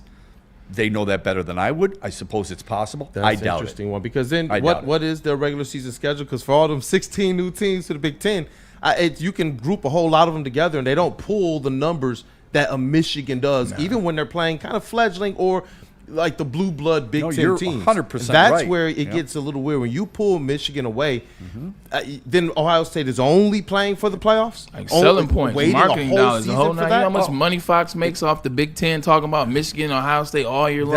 It's Like, how one much of money the they make games. year round? Like, Anybody it's- that has that, like it's a lot of money in just that entity by itself. Look at the highest viewing games in the Big Ten this year. Michigan is in there on a regular basis. So with this team, I don't know. I don't have the information from I'm just last saying, as year. bad as this team is, and last year, it's still. Yeah, it's still. Oh, you're saying as a positive. Now, right. when it's good, you saw what happened. They were record-breaking numbers, like Yeah. 21 through 24. I don't think any team has done that in the history of college. So when you look at it that way, I hope people understand. I know some people get tired of seeing these certain big-name teams. Yeah. There's a reason networks put them on. The reason the networks want them is because they bring in On that eyeballs, basis, eyeballs, and they bring in a lot of marketing dollars. Okay, we may not like Duke basketball. I get it. The blue blood stuff, this, that, and the other thing. You're tired of it. Guess what? There's a reason. You watch. Yep. Sorry, you do. You watch. I think Ohio State has big noon kickoff this week, and they're Facts. playing like Rutgers or something. But like they have it because it's Ohio State. And Ohio State is Ohio State. Yeah. Well, there's a pecking order, as you know. There's a pecking order for TV. True. It's And like a certain network gets, and what are they going to do? We want Ohio Give me this State. team. But boss, they're playing Rutgers. I don't care. I don't give a rat's ass. I want Ohio State, right? Rats. That's what they do. Yeah. Kool-Aid, what else were you going to say? Go ahead. I'm just sitting here thinking about it now. Like you pull Michigan away, and now it becomes like Michigan State versus Rutgers. But now Michigan can go and schedule whoever on those same weekends. Like I'm hoping that they think this thing through because I do like Michigan in the Big Ten. I like the matchups. It makes almost every fledgling team that day, it makes it almost a big game. I will if say, they get close, it becomes ESPN sends off the alerts and everything. Everybody starts tapping in, even if it's just Michigan and like Illinois on a super down year. Can I be a smartass and somebody on the opposite side of that? I will say more road games. I would be excited about more powerhouse road game matchups, like because to see Michigan play at Death Valley is like a dream of mine. Yeah, that would be cool. Like, that's a dream. Yeah, I would like to see that too. There's a part of me that would embrace that. There's a part of me that would be disappointed if they left the Big Ten or any of the big teams left the Big Ten. I'd be disappointed if Michigan State left the Big Ten. I would be disappointed. But here's what I would ask They might you. need to. Braylon told us the story earlier this year. He ran into some Ohio State friends of his, Joey Galloway, name drop, and a lot of others. Shout out. Yeah. There we go. Beat you on that one. And they said, hey, what mattered to us is we won the national championship. Yeah, and that Braylon's was- response was, but we beat you. So we won the national championship. If that didn't matter to them because they won the national championship, I suppose if they'd have lost at some point to Texas or whomever, then it would have mattered to them. But if that didn't matter to them, why do we think losing Michigan on their schedule would matter to them all that much? I can't even imagine Ohio State with no championship. What would and no Ohio Michigan wins. What would Ohio State do with themselves with no Michigan? Like they need us. Yeah. Like they talk about us. You don't think Michigan needs Ohio State? I'm talking about in the sense of they talk about us 365. We don't. Like we really don't. Like we talk about you guys in football season a little bit more as it turns into November and the game's around the corner. Like once the season's over, it's like back to Michigan business or whatever the hell else I was doing. Like down there, they're still talking about F the whole state of Michigan. That's one of their. They don't even use M, bro. The Michigan Business Channel. We're looking at strictly from a football standpoint. Basketball is a big deal too, okay? And I would argue this. I'm not saying it brings in more money because it doesn't. But when you're playing certain basketball teams, when you're going to Breslin and you're going to Mackey and you're going to Indiana and you're going to Champaign-Urbana, which isn't a great place to stay overnight, but it's not a bad place to go watch a basketball game. Certain places like that, that matters, man. Football, maybe not quite as much. There's a couple that would really hurt and sting a place like Michigan. But the basketball, it would mean a lot more. And then what do you do with your other sports? I mean, where does hockey play? I mean, I know people don't like college hockey. Yeah. I do. Where are they playing? If they're not playing Minnesota and Whiskey and they're not playing Michigan State, where are they playing? Here's the question: is it just the football team that's leaving the Big Ten, or would it be the whole school? Great question. I can't. Because Notre Dame does that all the time. Sure they do. Here, you go play in the ACC. But they don't do it in the Big Ten. I thought the Big Ten was different. It's like all or nothing. Like Notre Dame plays, I believe Notre Dame, correct me if I'm wrong here, Notre Dame's in the Big Ten in lacrosse. But I don't think they're in the Big Ten and anything else. They're in the ACC.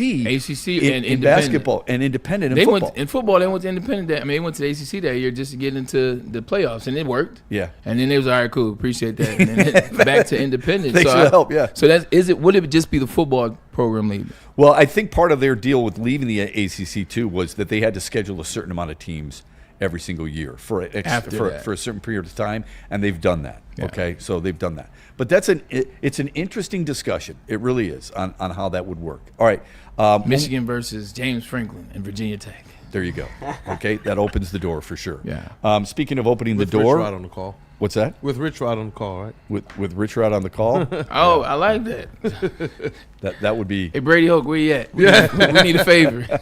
Where you coaching these days? I'm coaching small offensive linemen. All right, when we come back, I promise we will get to Braylon's buy-in or sell or football stuff. We're going to give him some football stuff. But first, let me tell you about some really cool stuff from Les Stanford and LesStanford.com. If you're looking for a vehicle, lease or purchase, the inventory is massive for sure at Les Stanford Buick and GMC. Here's just 3 really good deals right now. You see the Hummer, it's a brand new one, and it's as low as $699 a month plus tax. You see the Silverado Crew Cab, it's a new one, and it's as low as $159 a month plus tax. You see the Cadillac, that's a 2025, but still, you can get that beautiful ride for $449 a month plus tax. Where? Only at Les Stanford, Buick GMC, and LesStanford.com. Woodward Sports and Jack Car Wash have partnered up to hook you over to free car wash. Just text WSN to 888-522-1729 and enjoy top-tier services with free vacuums, compressor air, mat cleaning. And that mat cleaning is very important because those mats do get dirty. Just ask me because mine's just dirty right now.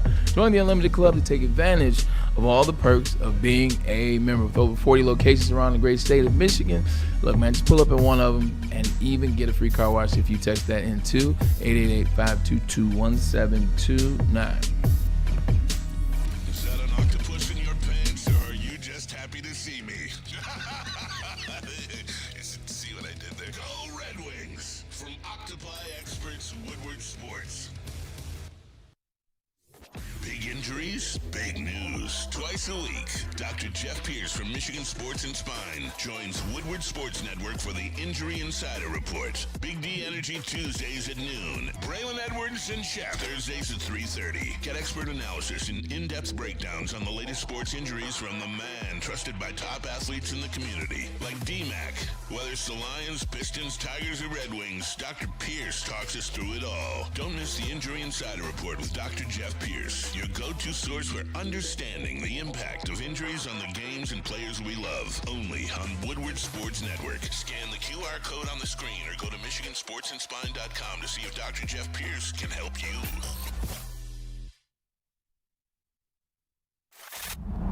Looking for your daily sports fix? Look no further. Join Braylon Edwards, the University of Michigan legend. Lofting it right corner of the end zone for Braylon, up in the air. Touchdown, Michigan! And Shep. Do you believe this comeback? Your favorite sports commentator as they tackle the hottest topics in the world of sports. Catch the Braylon Edwards Show with Shep, Monday through Friday from 2 to 4 p.m. on the Woodward Sports Network. Get ready to laugh, learn, and love sports like never before. Hunting season is almost here, Detroit, and your Lions are on the prowl. Make sure you're locked into Woodward Sports for all the Dan Campbell reactions, Jared Goff touchdowns, Amon-Ra first downs, Penny pancakes, Kirby picks, Gibbs big plays, and of course, Jack Fox's leg. Stay locked in on all your Lions coverage right here on Detroit's #1 sports network, Woodward Sports. Every Sunday, there's only one place to get all your kneecapping, hard-hitting Detroit Lions coverage. Start your Sunday with the Lions Weekly Report with Broder and Terry Foster. Then, the Lions pregame show with Neil Rule and Sean Baligian. At kickoff, keep it locked in for all the emotions of the game with a live watch party with the heavyweights. Then, recap the game with the Lions postgame show with Anson. Game days, there's no other place to be than Woodward Sports. Live all game day. Go Lions! Gives away more cash and prizes than Woodward Sports. You don't believe us? Here's our latest $10,000 winner.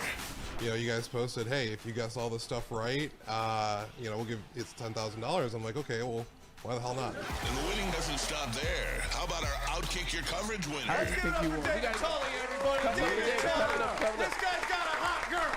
Bigger prizes, bigger giveaways, cash, merch, tickets, and more. All from the biggest sports network in Detroit. No one does it bigger and better than Woodward Sports. Make sure you're following, liking, subscribing on Instagram, Facebook, X, and YouTube for your chances to share in the winning. From Detroit's #1 sports network, Woodward Sports. Planet Fitness now has even more best-in-class strength equipment. Join today for $1 down and save. We're stepping it up. We're not slowing down. Finding new faith, new focus. Love that new equipment smell. So, you in? Join the club today. Save when you join for just $1 down, $15 a month. Planet Fitness. We're all strong on this planet.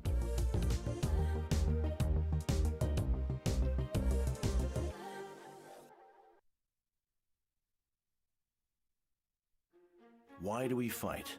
We fight to protect the innocent, to hold the powerful accountable, to bring the oppressors to justice. Why do we fight? We fight to secure and preserve our civil liberties, to get each and every one of our clients the justice they deserve, and to make the lives of real people just like you whole again. ThenFights.com. Don't miss expert injury insights from Dr. Jeff Pierce of Michigan Sports and Spine. Also, catch Dr. Pierce every Tuesday on Big D Energy, as well as Thursdays, you guessed it, on the Braylon Show with Shep. He shares top-tier advice to continue to keep athletes in peak. And notice the word peak is capitalized. Yes, you can't see it, but I can. Peak condition. Trust the guy, trust me, Dr. Jeff Pierce. Also, you want to be at your best? Just contact me, 248-426-9944. Or go to MichiganSportsAndSpine.com. Hey, is that me? Oh, that's so good. Sorry, I got mesmerized for just a moment because it's Buddy's Pizza. Yes, it's the holiday season. I know that's hard to believe, but you've got to give a little bit of something to a lot of different people, right? So you want to make sure you've got your budget in line. Well, you can receive a free 4-square one-topping pizza voucher with every $50 gift card purchase now through the end of 2025 at Buddy's. What a deal. And I know a lot of you out there like to host, right? You like to have a lot of fun when you're hosting and catering. Well, you want to dine in and host a party? Buddy's is there for you. And eat all you can eat. Package starting at $15 per person. A catered event, you can save 20% if you spend $200 or more with the promo code HOLIDAY20. That's HOLIDAY20. All you got to do to find that information is go to buddiespizza.com, and for catering, go to buddiespizza.com/catering today. And we welcome back. Braylon Show with Shep. Shep, yesterday was a great conversation talking about the panic meter here in the city, and I think a great way to phrase it, when we had this conversation, I talked to a couple of my boys afterwards, and he said it makes a lot of sense. When you phrase it like this, I think a lot of people can maybe not even lie or be dishonest. They just aren't necessarily sure that they're panicking when they are. So I'll help you out in that regard. Starting the season, let's go all the way back to September before the first game. If I would have told you that after week 11, the Detroit Lions would be third in their division, they would be 6-4, and the fourth place team, the Minnesota Vikings, they would have lost to.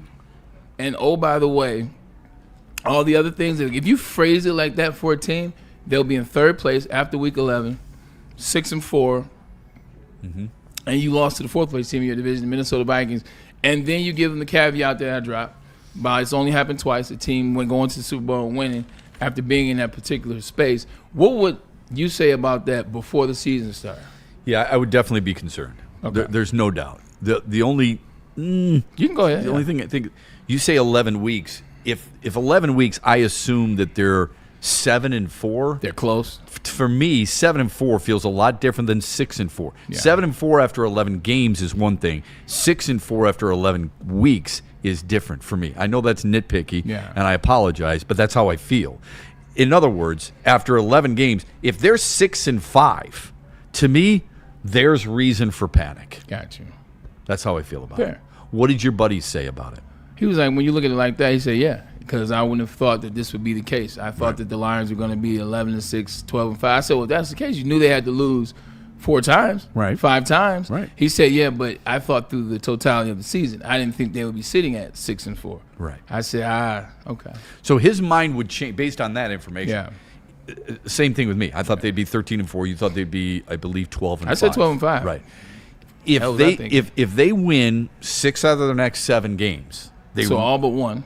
To all but one. It's all about their phrasing. You're right. Yeah. They reach what you expected. Yeah. How they got there is different, but they still reached. For me, they have to run the table to get to 13-4, which in all likelihood they haven't shown you any reason to think they would. I would feel a lot different too.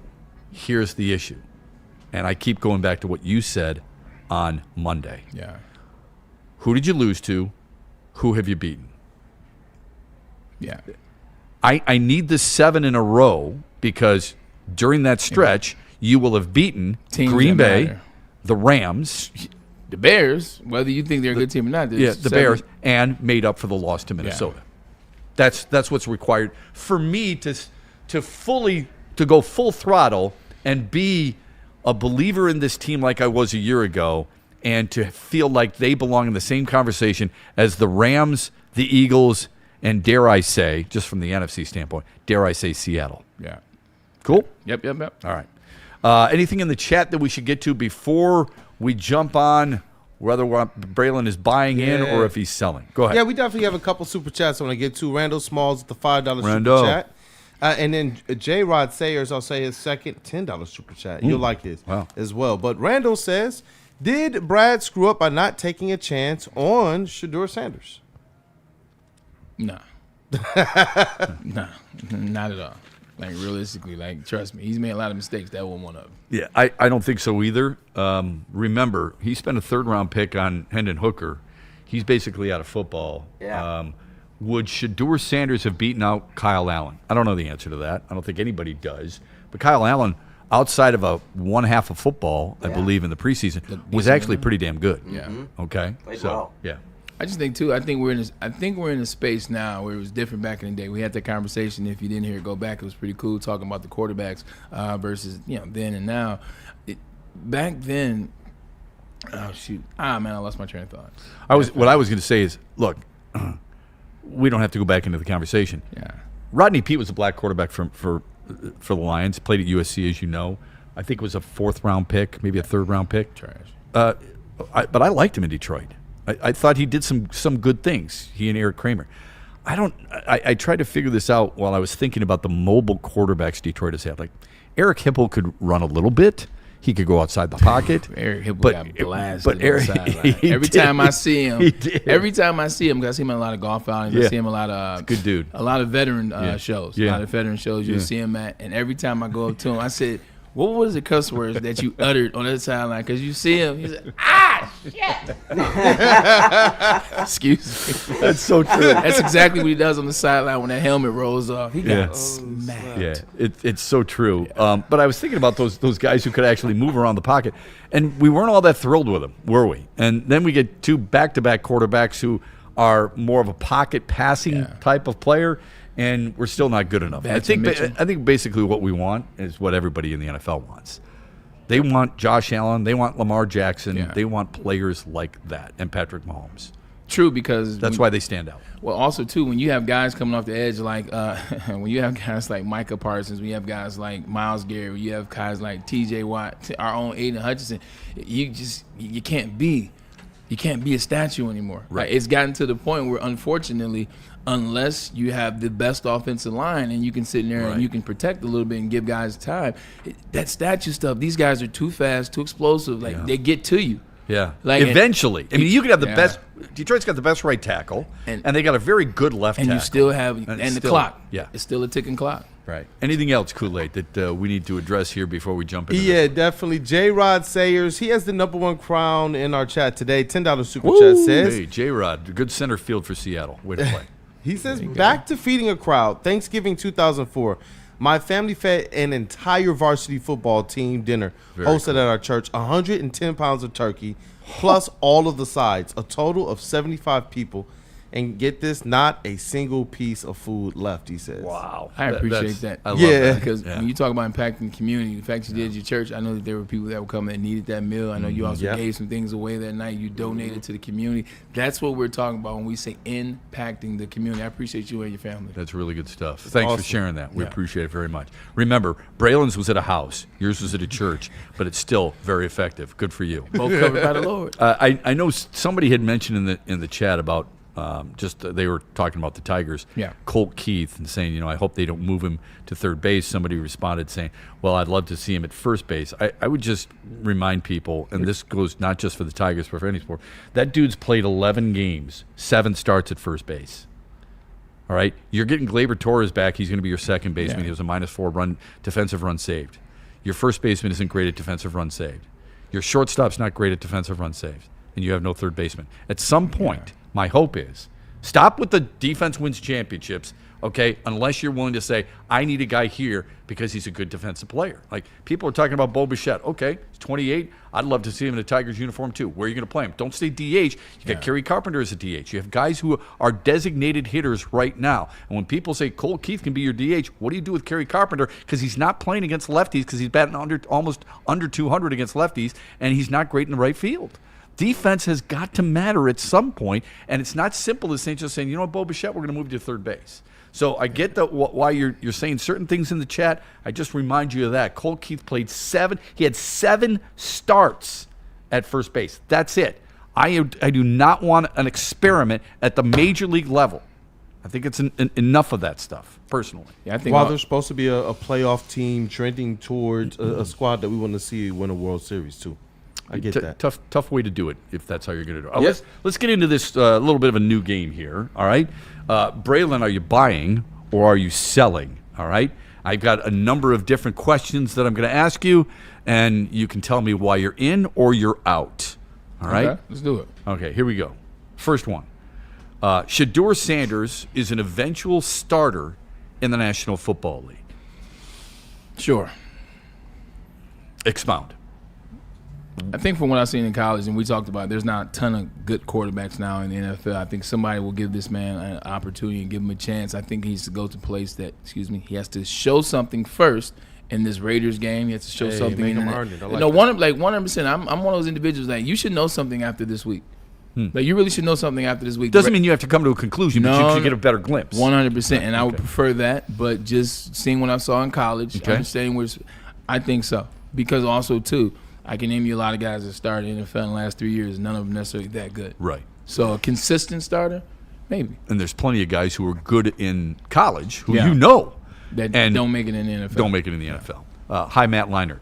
Josh Allen. Ooh, that's a really good one. Josh Allen is going to repeat as MVP. Buying or selling? Selling. Okay. Because? Matt Stafford. After a 3 rushing touchdown, 3 passing touchdown day, he is now 3rd in the latest odds. Yeah, it's Stafford, May, Allen, Taylor. I don't agree with it because it's become a quarterback award, but he's now 3rd. I mean, if they give it to him, it's because they want to give it to him. Because at the end of the day, they just feel like there's no one better to receive the award. And if they give it to him, that means Matt Stafford, he blew it somewhere along the line. They waiting for him to blow it. Or Christian McCaffrey, you're not going to give it to him because you don't give it to running backs. You're going to ignore Jonathan Taylor because you don't give it to running backs. Right. So I think if he gets it, it'll be by default this year. And that's being honest. I know he had 3 rushing touchdowns and he threw for 1. A week ago, we were just talking about them just struggling. Like against Miami. A week before that, we were just talking about. In fact, ain't this the same dude that lost to the Falcons? Have you watched the Falcons play? Right. And by the way, nobody was hurt. So when I see it, if he gets it, it's by default. Because I'm not hating on it, but I saw you lose to the Dolphins and you couldn't move the ball. Right. I saw you lose to the Falcons. The Falcons are a bleep show. Yeah. So if he wins it, it'd be by default. Yeah, and against the Dolphins, you had a bad fumble. You missed some open receivers. I know things can change. I'm surprised he's as high as he is right now in the MVP discussion. Michigan State had a really impressive win last night. Hats off to Tom Izzo. Love what he said after the game, too. It was really impressive. They didn't beat Kentucky. They beat the doors. Say Kentucky again? They didn't just beat Kentucky. They beat the brakes. They beat the brakes off Kentucky, who has a $22 million NIL to Michigan State's reported $3.5. Wow. Is Michigan State, I know, Are they a national championship contender? Yes. Because their coach. Like at the end of the day, nowadays more than ever, the coach is the one that wins national championship. I think it's always been that way, but you've had a lot of talent over the years in certain teams and certain brands, whether it's Kansas, Villanova for a while, UNC. But now I think you get the right guy who is this guy with this team. I think Izzo has been waiting, and kudos to Izzo for staying the course. I remember 3 years ago when he was yelling at a player and it started to get out, he's too old to coach the sport. Y'all wouldn't send my kids to Izzo anymore. The game's passed him by. It's changed. Izzo said, F you, F that. I'm going to continue to do it my way and figure it out. And now this is definitely very much a national championship team, and coaching matters more than ever, because you look at that team that Rick Pitino had last year, it was average. You look at the players on the team, it's an average team. They knew each other. They were older players, but Rick Pitino is a damn good coach. Coaching matters, so yes. Stayed off to their first 4-0 start since 2020. Jackson Kohler had 20. They got played that year. They did. They shot 52%, or 50% from the floor. Sorry, Pistons shot 52%. And they hit 11 triples on the year. Jeremy Fierce had a career high in 13 assists. So good for him. Really good game for Michigan State, and I agree with you. Yeah. The college football playoff rankings came back out. The top three are consistent. It's Ohio State, it's Indiana, it's Texas A&M, and then it's Georgia. Yeah. Are you buying or selling the fact that a team outside the college football playoff top four is a national threat? No, I'm not. Like college football, don't get me go down. You know my word was coming next. No, I'm not buying anything. I'm not buying any of these random teams. I don't care with Notre Dame and Miami and who's not in and blah, blah, blah. No, none of those teams that are 5 and down have a chance. Okay. I wouldn't take the field in that regard. You wouldn't take the field? I would not. I do think, look, I think it's a really good story, Texas Tech. I think they play well. I don't think they can handle. Lane Kiffin hasn't proven it. Ole Miss is good, and this may seem strange, but even though Alabama just lost to Oklahoma, I think there's something about Alabama. So I'm going to say I think it is possible for somebody outside that top four can win the national title. Okay. Pistons with another win last night. We'll get to that here in a moment. But first, the Lions are going to have one All-Pro or more. Which one? Buying or selling one All-Pro, not Pro Bowler. That doesn't mean squad. And if so, if it's only one, who is it? I don't think the Lions have an All-Pro this year. Ooh, wow. Who's All-Pro? Like even Penei Sewell. Go check. Go look it up. Go look it up. Go look at his statistics. Go look at his percentages. Hey, 97 right there looking at you. No. We just had a conversation about him not showing up. You want to give him credit for that half sack he had the other night? Well, go kudos. He had a half a sack. He shared that. But no, you're talking All-Pro, the best of the best. Nobody on the Detroit Lions team as of right now deserves to be All-Pro. All-Pro is reserved for the best of the best. And if you're not on a team that's winning, which the Lions are, not saying that, you better be Myles Garrett. So All-Pro, no. I take that back. One, your boy, Jack. Yeah, that's where I was going. Jack, and Jack Campbell is the Lions' only All-Pro. He's tied for fourth in tackles, and I know that doesn't always mean everything, but he is getting more and more love on a national basis. Especially as a defense. And I think that helps. It gets better and better, and it shows like that. Now people start to pay attention to the defensive side. So if they get one, it will be Jack Campbell. I will say this. I think they're going to have two. I think Penei Sewell will be, especially now that Lane Johnson is hurt. It could be based on reputation. Trent Williams has done it based on reputation in the past, and I think it'll be Jack Campbell. So I think it's those two guys. Can you expand a little bit more on Jack Campbell and what got you, because you reeled it back in, and I want to know, like, what about Jack Campbell for you? Obviously, we see the stats jumping off the page. Well, as an individual that walked off the stage when they drafted him in 2022, I feel like I have this connection with Jack Campbell. I've watched him more than any other player for the Detroit Lions, and I've watched him take this step year after year after year, get better and better and better. And once they put the green dot on him last year, you saw him be able to take the role as leader. And now what I see this year is a guy that is continuing to jump off the page. Coming into the season, Shep, we said we want to see Jack Campbell fill more stats. We want to see him in more columns. Well, more sacks than he's ever had, and by double, if you will. Like, he's forced fumbles. Everything that he's doing is also within the game. It's violent. And what I'm asking about 97, what I'm asking 97 to do for 91 snaps, 91% of the snaps, I'm asking him to show up more. 46 is showing up. 4 or 5 times a game. So when I was having the conversation and I said, no all pros, no, not Aiden, eventually 46 jumped into my head. I'm like, well, here's one guy. And I think it's because he showed up just like he's been showing up on TV. And in fairness to Braylon, he has been consistent with that with Aiden Hutchinson. If you're going to pay a guy, look, we say this about Javier Baez all the time. Yeah. If you're going to pay a guy that much money, earn it. Aiden Hutchinson, I think, makes a difference in a lot of ways that I don't always see. But Jalen Phillips jumped out on the screen the other night, and that's similar to what you're asking for. I think it's fair. I give you he definitely jumped out, had a really good night. I give you an example. It's not necessarily that QB hurries don't matter, because they do. But behind the QB hurries, there needs to be something else. I give you an example. The Los Angeles Rams, like they had 11 QB hurries or 13, whatever it was the other night. It was a dumb number. 11 is too shy. It was a dumb number. Sam Darnold had 4 interceptions. Right. So if your QB hurries are leading to these type of interception, these plays behind it, then you know what? The hurries, they matter. But we're not getting that behind it, so it's empty calories, realistically. Pistons won again last night. So good, so balanced. Cade Cunningham missed 3 games. Didn't look like he missed anything at all. Jalen Duren, unbelievable yet again. Cade Cunningham, by the way, another game, 5 straight with at least 25 and 10. The longest stretch for any Piston in history. 8 assists at the half, ladies and gentlemen. That's incredible. Didn't even take that many shots. He had more assists than he had shots taken. Will the Pistons win the East? No. Okay. But they will not go lower than second. I don't have them lower than second. I'm not putting them over the Cavs. Like, I believe in Donovan Mitchell. I believe in what they've cut. Evan Mobley's good. Evan Mobley took a step last year, being able to play on both sides like that. So that Darius Garland was the missing glue for what they were last year in the playoffs. He was hurt, unfortunately. It does not matter. Injuries are a part of the game. If he's healthy, that may look a little bit different. So I'm not going against the Cavs, and they're doing it again this year. So, but Pistons, they won't be lower than 2 for me. And Detroit leads them by 3. Before the season began, what was our conversation? My expectation was top 4 in the East. Yeah. That might even change to a little bit higher seed. Don't be surprised. If Detroit can stay healthy and they're going to get Jaden Ivey back, that'll be a conversation for a different day between all 3 of us, all Trade 4 piece. of us. And how do they work him in there, right? Trade piece. But we'll soon find out. All right, Gleyber Torres accepted the Tigers' $22 million offer. Do you think he'll spend the entire season with the Tigers? Explain that question. So Detroit offered, he had till yesterday at 4 o'clock, and Kool-Aid broke the news. Appreciate you. Okay, so it was a qualifying offer.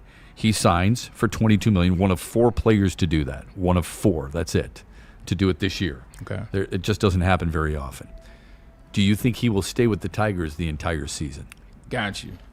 Yes. Okay. I do. I don't. I think Detroit will have some of their young guys move up, and he will be a perfect trade piece for them. I didn't think about that until you asked the question, and I started thinking qualifying offer, and you start thinking about, in basketball terms, those guys wound up becoming the trade candidates. Trade piece. And so now I'm just like, you know what? It's making me wonder a little bit more. What are they cooking up now, Shaq? Okay, this is another question. I'm glad this is evolving. What could you potentially get for Gleyber Torres? Like, where is he at? What could you get from a team? Yeah, for him? you could get like a bullpen arm down the stretch or something like that. I know they loved him last year. I've already mentioned -4 defensive runs saved. He's really the most consistent hitter we had too. Yeah, but he really dipped off. It's 223 in the second half. This just doesn't happen very often. I mean, they implemented the qualifying offer in 2012. 14 of 144 have accepted it, which I think is kind of unique and very strange. Like I said, I was surprised that it was offered in the first place. If you don't get it, then you get the compensatory pick, so maybe I shouldn't have been surprised. I thought Gleyber Torres would have been able to find some type of multi-year deal. That he didn't tells you something, too. All right, last one for you. Are you buying or are you selling? Michigan basketball is going to be better than Michigan football this season. Michigan's basketball is a much better team than Michigan football. Like, I legitimately have talked to Dusty May ad nauseum on the golf course about what he was building, what he's doing, and then to watch kind of the conversations that we had play out on the field. Like, he's got some players that are really like that. Yeah. And in basketball, you don't need that many to be that good, and I think early on they're showing you that they're going to be one of the teams down the stretch. You're talking about Michigan State, don't forget about Michigan. I think Michigan State may be a little bit ahead of Michigan right now, but not by much, if any. So, yes, I think they're better. Michigan, we're hoping Like the games that Michigan plays right now, I was hoping they beat Oklahoma. I was hoping that they could go out to USC and win. I'm hoping that Ohio State and Ryan Day be stupid again and do what they did last year in the game. I'm hoping. Michigan is not a lot of hope. Michigan is this team is real. You saw what he did last year with he just threw a team together last year. Yeah. Off of guys he knew. Guys he understood, but he threw a team together and got as far as he did. Good coach, man. I'm buying Michigan basketball for sure. He's a really good coach. Remember, Danny Wolf was a guy that most people said, oh, he's a first-round draft pick. He was just sent to the G League, and Michigan did what they did. They play Middle Tennessee tonight. Their next big game will be a few games from now when they play who is now number 23, Auburn. They don't play the schedule that Michigan State plays. Michigan State still plays Duke. They still play North Carolina. Played Kentucky last night. They played Kentucky last night, and they beat Arkansas earlier this year. They did. So, yeah, really big stuff. Yeah. Really big stuff. And that prepares you. I'm not taking anything away from Michigan. I think they're really good. I think they're really big. I think they're multiple ball handlers. I think they're tough to stop, and they defend. And I think that's really good. The thing that surprised me a little bit was the game at Little Caesars against Wake. Overtime, the turnovers, 85-84. Yeah, the turnovers. Yeah, it was like 18 turnovers. It was 17 turnovers in that game. It's tough to overcome that. I don't care how good you are. It's tough to overcome that. The good thing about that 17 turnovers, like I'm glad it happened in November or October. I'm glad it happened because you learn from it without question. Yeah. Okay, well, when we get back, later on, we're going to turn it over to the heavyweights. That'll take place 5 to 7. When we come back, we got the mailbag. We got to take the mic. It's an inside joke. When we come back, we'll do the mailbag, get some super chats, and a whole lot more as we finish things up here on the Braylon Edwards Show also, on a Wednesday after this from Black Rock. I may preview what Braylon's breakdown is going to be because I got some meetings. That's called a professional tease right there. I have some ideas. That's a Shep tease right there. That's tomorrow. Braylon breakdown tomorrow. I'm gonna give you a little insight, man. But let me give you a little insight about Black Rock. Check this out: steak and lobster for $19.99. It ends Sunday. No more limited time only. No more almost here. No. It ends on Sunday, so please take advantage. 755-degree volcanic rock, that's what they're cooking that steak on, so it will come to the perfection that you deem or you desire. It ends Sunday. Hurry up before it's gone. And while you're there, check out their new menu that just dropped. Don't forget to book your holiday parties. Black Rock is the perfect place for any celebration, big or small. And I'm not lying. I'm speaking from experience. That was Grandma's birthday party about a month ago. So I practiced what I Good times. 100%. And then last but not least, if you will be in Ann Arbor, Friday, November 28th, the heavyweights will be operating from Black Rock Bar and Grill from 5 to 7. Guess who's going to be in the building?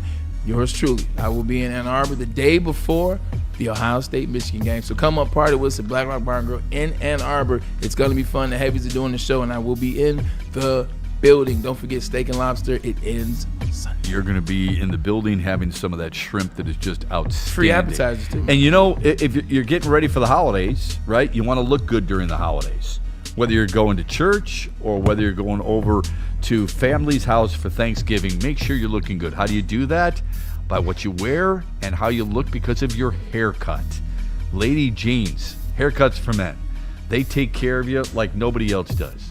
You get a nice massage, shampoo, you get a clean cut, a clean look, and you do it in a very short period of time because they value your time. Lady Jane's Haircuts for Men. They are open 7 days a week, 10 till 8. You can walk in anytime because it is wicked awesome. Game is won in the trenches, and our big fellas don't mess around. The Woodward Heavyweights on Woodward Sports. Every Sunday, there's only one place to get all your kneecapping, hard-hitting Detroit Lions coverage. Start your Sunday with the Lions Weekly Report with Broder and Terry Foster. Then, the Lions pregame show with Neil Rule and Sean Baligian. At kickoff, keep it locked in for all the emotions of the game with a live watch party with the heavyweights. Then, recap the game with the Lions postgame show with Anson. Game days, there's no other place to be than Woodward Sports. Live all game day. Go Lions. Planet Fitness now has even more best-in-class strength equipment. Join today for $1 down and save. We're stepping it up. We're not slowing down. Finding new faith, new focus. Love that new equipment smell. So, you in? Join the club today. Save when you join for just $1 down, $15 a month. Planet Fitness. We're all strong on this planet.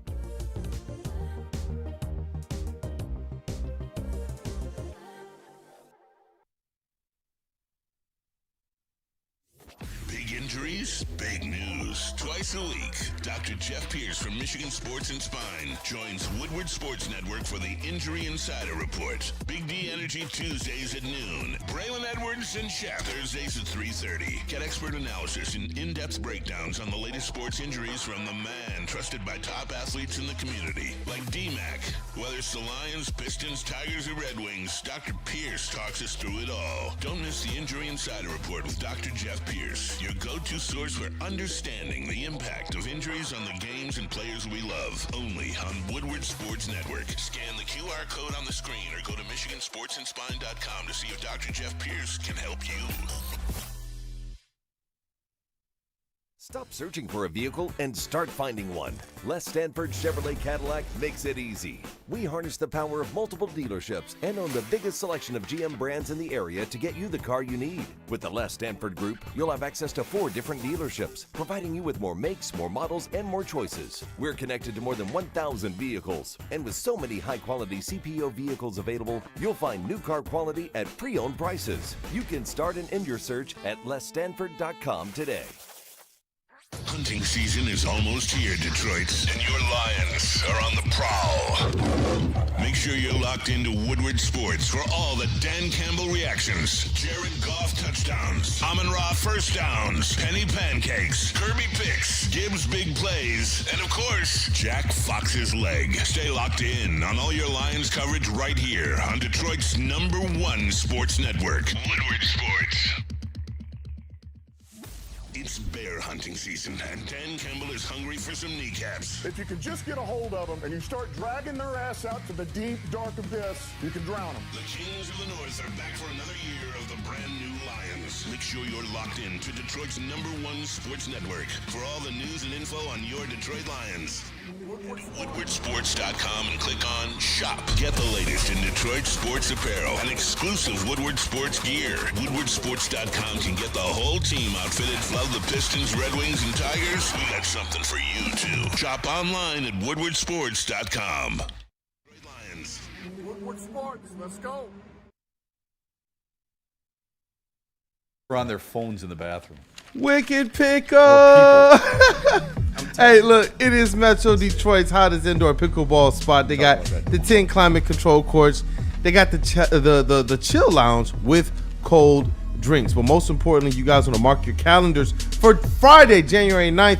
It is the Woodward Sports Pickleball Open. I'm wondering if we're going to get Bray and Shep out there on the pickleball court too. Hey, why? I'm a as long as you got an ambulance. Look, they say this. We should have the massage chair there.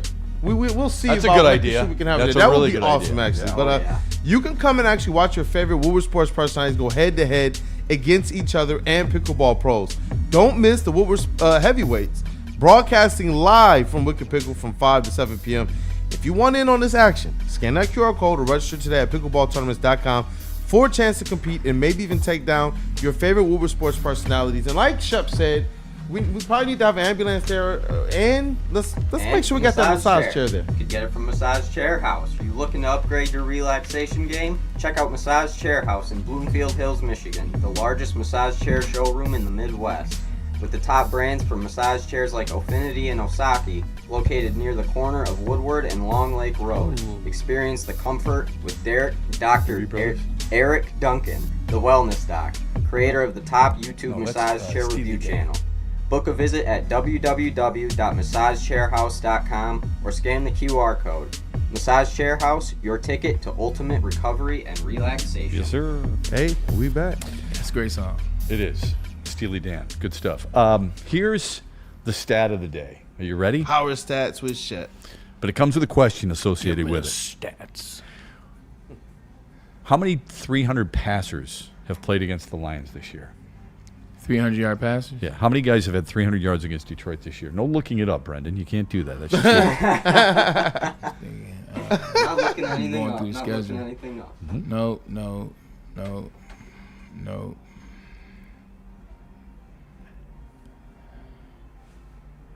Did Mahomes go over 300? I can't take a question for the answer. This is fair. I'd say 1. 1? Kool-Aid? I want to say none. Brendan? 0 or 1. 0. 0. 0 is correct. How many 100-yard rushers? Brendan? 1. I would say maybe 1. Kool-Aid? 0 is correct. Wow. They have not allowed a 300-yard passer or a 100-yard The rusher. sky is falling, Shep. The last time the Lions did that in the first 10 games Yeah. Oh, Shep with the stats. was 1969. Oh, that's a power stat, Shep. Nice. That's nice. That is something else. I'm not going to take credit for it. Got to give the Lions credit for it. But still, that's a hell of a number, isn't it? They have not allowed a 300-yard thrower, Yeah. a 100-yard rusher through the first 10 games of the season. That's the first time since 1969 that's happened. That's amazing. I was trying to find a way to discredit it, but I'll let you. They're breathe. 6-4. I'll let you breathe. On Yeah, it. their offense ain't that. I like the way you're thinking though, because I thought the same thing when I'm reading this. I'm like, yeah, but ... And it's hard to argue, even in their losses. Yeah. Okay, I want you to think about this for a second. Then I know we got to go.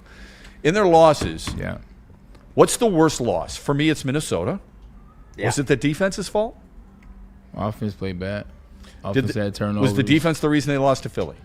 Oh, was they give up 27 to the Vikings? Yeah, you gave up 27 to J.J. McCarthy. Okay.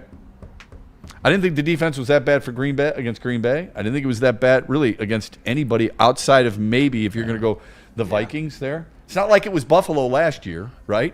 This isn't a fair thing to do. It's just a question. Good, do it. What quarterback has been playing well this season that they've played against? Like, where's the quarterback playing well that they played against? They haven't played against one. Jordan Love, to a certain extent, game 1, if you want to count him. I was just going to say that, but that's too small of a sample size. And then Lamar. And that was look, they did play going into the season, blinders on here. Yeah. Blinders on. Jordan Love was an MVP candidate. You and I didn't believe it, but that's you talked about the outside noise earlier. Okay, Right. with black quarterbacks, it's the same thing. Okay, fair. All right, and then we know Lamar Jackson. Yeah, Lamar still was Lamar. He's still Lamar, so I give you that. And we know Patrick Mahomes. Yes. And Baker Mayfield was an MVP candidate before the Lions took him down. So if you're asking that question, my initial thought would be Baker Mayfield because he was in that I know it's early, still in the MVP conversation. There you go. I got something else for that too, but I'm done. Do it. Bring it. I love that stuff. You know that. Baker Mayfield's best receiver in that game had a hamstring. His second receiver broke his collarbone in that game, and his other 2 receivers were hurt. Like, Baker Mayfield was trying to find Tez Johnson and Kate Otten all game. Right. So it wasn't like a full. That's true. To your point, stats matter because if you look at the Lions right now, the Lions are top 10 in defense and offense. Mm-hmm. Actually, I would dare to say top 5 statistically in both. Yeah, I think it is top 5. I think it is. Depending on the stat, but I mean, in general, a lot of that is built off, especially offensively, because what they did against Baltimore and what they did against Chicago. Okay, so you've always said you got to take it with a grain of salt. I hear what you're saying regarding the wide receivers. I think it's a very valid point. But As long as we're gonna do the same thing when the Lions have injury problems too, which you did with Sam Laporta against Philadelphia. Okay, fair. So fair enough. This is for you, and this came from an individual we both work with. Hi, Stan. Oh, okay. Well, there it is. Are you taking Terry Arnold over Rock Yassin? Not with the way Rock Yassin has played lately. And there it is. So I say that to say this. We're talking about, the DBs were out for Lions. I think their best DBs might have been playing. Well, remember, Terry Arnold lost his position, to Amik Robertson. And Amik. So it was I think Arnold who Yassin came is in. also playing better because I think what's happening when I watch this, I'm starting to understand fully how I think about Terry Arnold. And it's from this point of view. When you watch Rock Yassin, when you watch Amik Robertson, they understand the technique to cover NFL wide receivers. When I watch Terry Arnold film, I'm watching a super physical, super athletically gifted individual still try to cover cats like he's at Alabama. Gotcha. What works in college doesn't work in the NFL. You have to watch film, you have to evolve, and have to understand how to cover NFL wide receivers. When I watch more tape, that's what I'm starting to see. He's trying to get away with the same little techniques and things in college. You have to evolve when you get into the league. You know what that could be? That could be a tease Coaching? for Braylon's breakdown. That could be a tease for Braylon's Braylon's wait a breakdown. minute. Uh-oh. Hope I didn't lay anything out of the bag. All right, we've got 1 minute for mailbag. My apologies, but when you start talking to these guys, sometimes the conversation is what it is. The head just goes in a lot of different directions. Go ahead. We do have 2 super chats we'll get to before we wrap up. One from at Michigan Go Blue Daz ZT1GD. Okay. With a $4.99 super chat says, do you guys think the Pistons will finish top 3 in the East? Yes, I'll send it to you guys. Yeah, I did. We had a conversation now, 100%. I appreciate the question. Yes, I think they will be second, to be honest. If I thought they'd finish top 4 without this kind of start, why wouldn't I think they were top 3 with this kind of start? Nobody expects you to continue to win 11 in a row. That is so difficult to do, especially on the tail end of a back-to-back. Are they getting some help? Yes, but so what? Other teams could have really taken advantage of Detroit's injuries, and they didn't. Detroit has taken advantage of other teams' injury, like Trae Young last night. Yes, I think they're a top 3 team, maybe not just in the East, but perhaps in the West. Clearly, the best team in basketball is Oklahoma City. Yeah. Okay, if you're watching basketball at all, clearly, Detroit is right there with them, not because of the 11-game winning streak, but because of the inclusion that they have, the vibe that they have together, and the way they play the game. So I would say yes. The one thing I was trying to get out on this show, and I'm glad you reminded me, is happy with the Pistons, and I don't use the word proud. I'm not their dad, but stoked about what the Pistons have done, because coming into the season, what was the big conversation? It was about all the things that were wrong with the East, and there was an opportunity. Right. This was, dare I say that word, here was a nice window to take advantage right now. Like, the Pistons didn't come into the season messing around. They didn't come into the season playing around, stubbing their toe, figuring it out. Yeah, all right, in December, late December, early January, we'll figure it out. We'll catch fire then. They're doing exactly what they're supposed to be doing, with certain individuals being out, certain coaches not knowing what the hell they're doing. That, you got to give J.B. Bickerstaff and that team a lot of credit. 100%. They're cooking early. And They could not have said it better. We were at Media Day together. They Love that guy. have Love really J.B. checked Bickerstaff. all the boxes. The things that they said they wanted to do. Yep. They're proving that it's more than just rhetoric and trying to win that press conference, but it's literally, this is who we are, this is what we're going to do, this is how we're going to play. And they talked about it. We want to improve. We feel like we left things out there. Do you know how crazy you could tell they worked. They worked in the Yes, offseason. I love everything. Whatever. You want to talk about dogs, hashtag dogs, go right ahead. I care about how they play. Seth, you a dog, Seth? You a Brett? What is this, a Geico commercial? But I mean, I just think, I love the way they Where's play. Baker Mayfield? I love that everybody is connected. That's progressive. And it was so cool to see Jalen Duren continue, and Cade Cunningham is so flipping good, so effortless. All right, we got to get out of here. One more. Just one more. See, this describes my fantasy team in a nutshell. That describes my fantasy team in a nutshell. Aaron Rodgers, the play that he gets hurt on, he falls, throws some BS in the end zone. Guess who catches it with one hand? Best catch I've seen this year. Well, maybe second or third best. It's DK Metcalf. Yeah, he's 5 yards outside the end zone. Why can't you do that inside, Dash? Jesus Christ. Briefly. I didn't see the play. How's this show go by without him mentioning his fantasy football team? You see, I got it in. I didn't even see that play until just now. Like, that's my fantasy team. Yeah. Oh, but guess who I got this week, ladies and gentlemen? It's the son of a gun that didn't want to trade me, Devon Achane. Guess what? And now he's on the bye week, and Josh Jacobs is hurt. Y'all coming for you, Kool-Aid. I'm not running. I know you don't. I'm coming for you. It's on, sucker. That's in the trade. Hulk Hogan, we coming for you. That's in the trade. You're not like, And I'm going to tear your butt This up. makes me want to join the league next year. I'm going to tear your butt up. Right. I don't care anything about this fantasy football league. I care about this league. Crap. That's such BS. That's the biggest bullshit I've ever heard. I don't care anything about it. You have gotten the bug, and it's like a tick. Fair. It's dug inside your body. Agreed. Okay. Well, one more, man. I picked up the Eagles defense we got to go. too. There's 2 minutes after. Go ahead. Michael Ware. It's because it's Mike Wary, but Yeah, $5 super chat. He says, do you guys think MSU and U of M can make it to the Final Four? That would be nice since the Final Four is at Ford Field. I think so. You see what Dusty May did last year with that team. This is a better team. I think he has another year under his belt at this program. We talked about coaching is going to be what wins national championships in college. And why you think UConn was winning? Why you think who's winning now? So, yes, give me that as a possibility. I thought the Final Four was next year in Detroit. I didn't know it was this year. Am I wrong there? It's 27. I felt like it's 2027. Yeah, that's what I said. Yeah, that's what I thought it was saying. in Indianapolis this Yeah, year. it's 2027. Yeah. So I don't know if we want to project that far ahead. This year, it would be awesome. Didn't even understand the I'm looking question. around. Like all of us are going to be here. Yeah, otherwise we'd all be down. We'd be broadcasting the Braylon Edwards show live from Heavyweight's Ford about to Field. come on now. Oh, hey. That'd be awesome. I know. Speaking Put that into in the memory existence. bank. All right, we're back with you tomorrow at 2 o'clock. Enjoy the heavyweights See ya. tonight. Thanks for watching. Peace. Looking for your daily sports fix? Look no further. Join Braylon Edwards, the University of Michigan legend. Lofting it right corner of the end zone for Braylon, up in the air.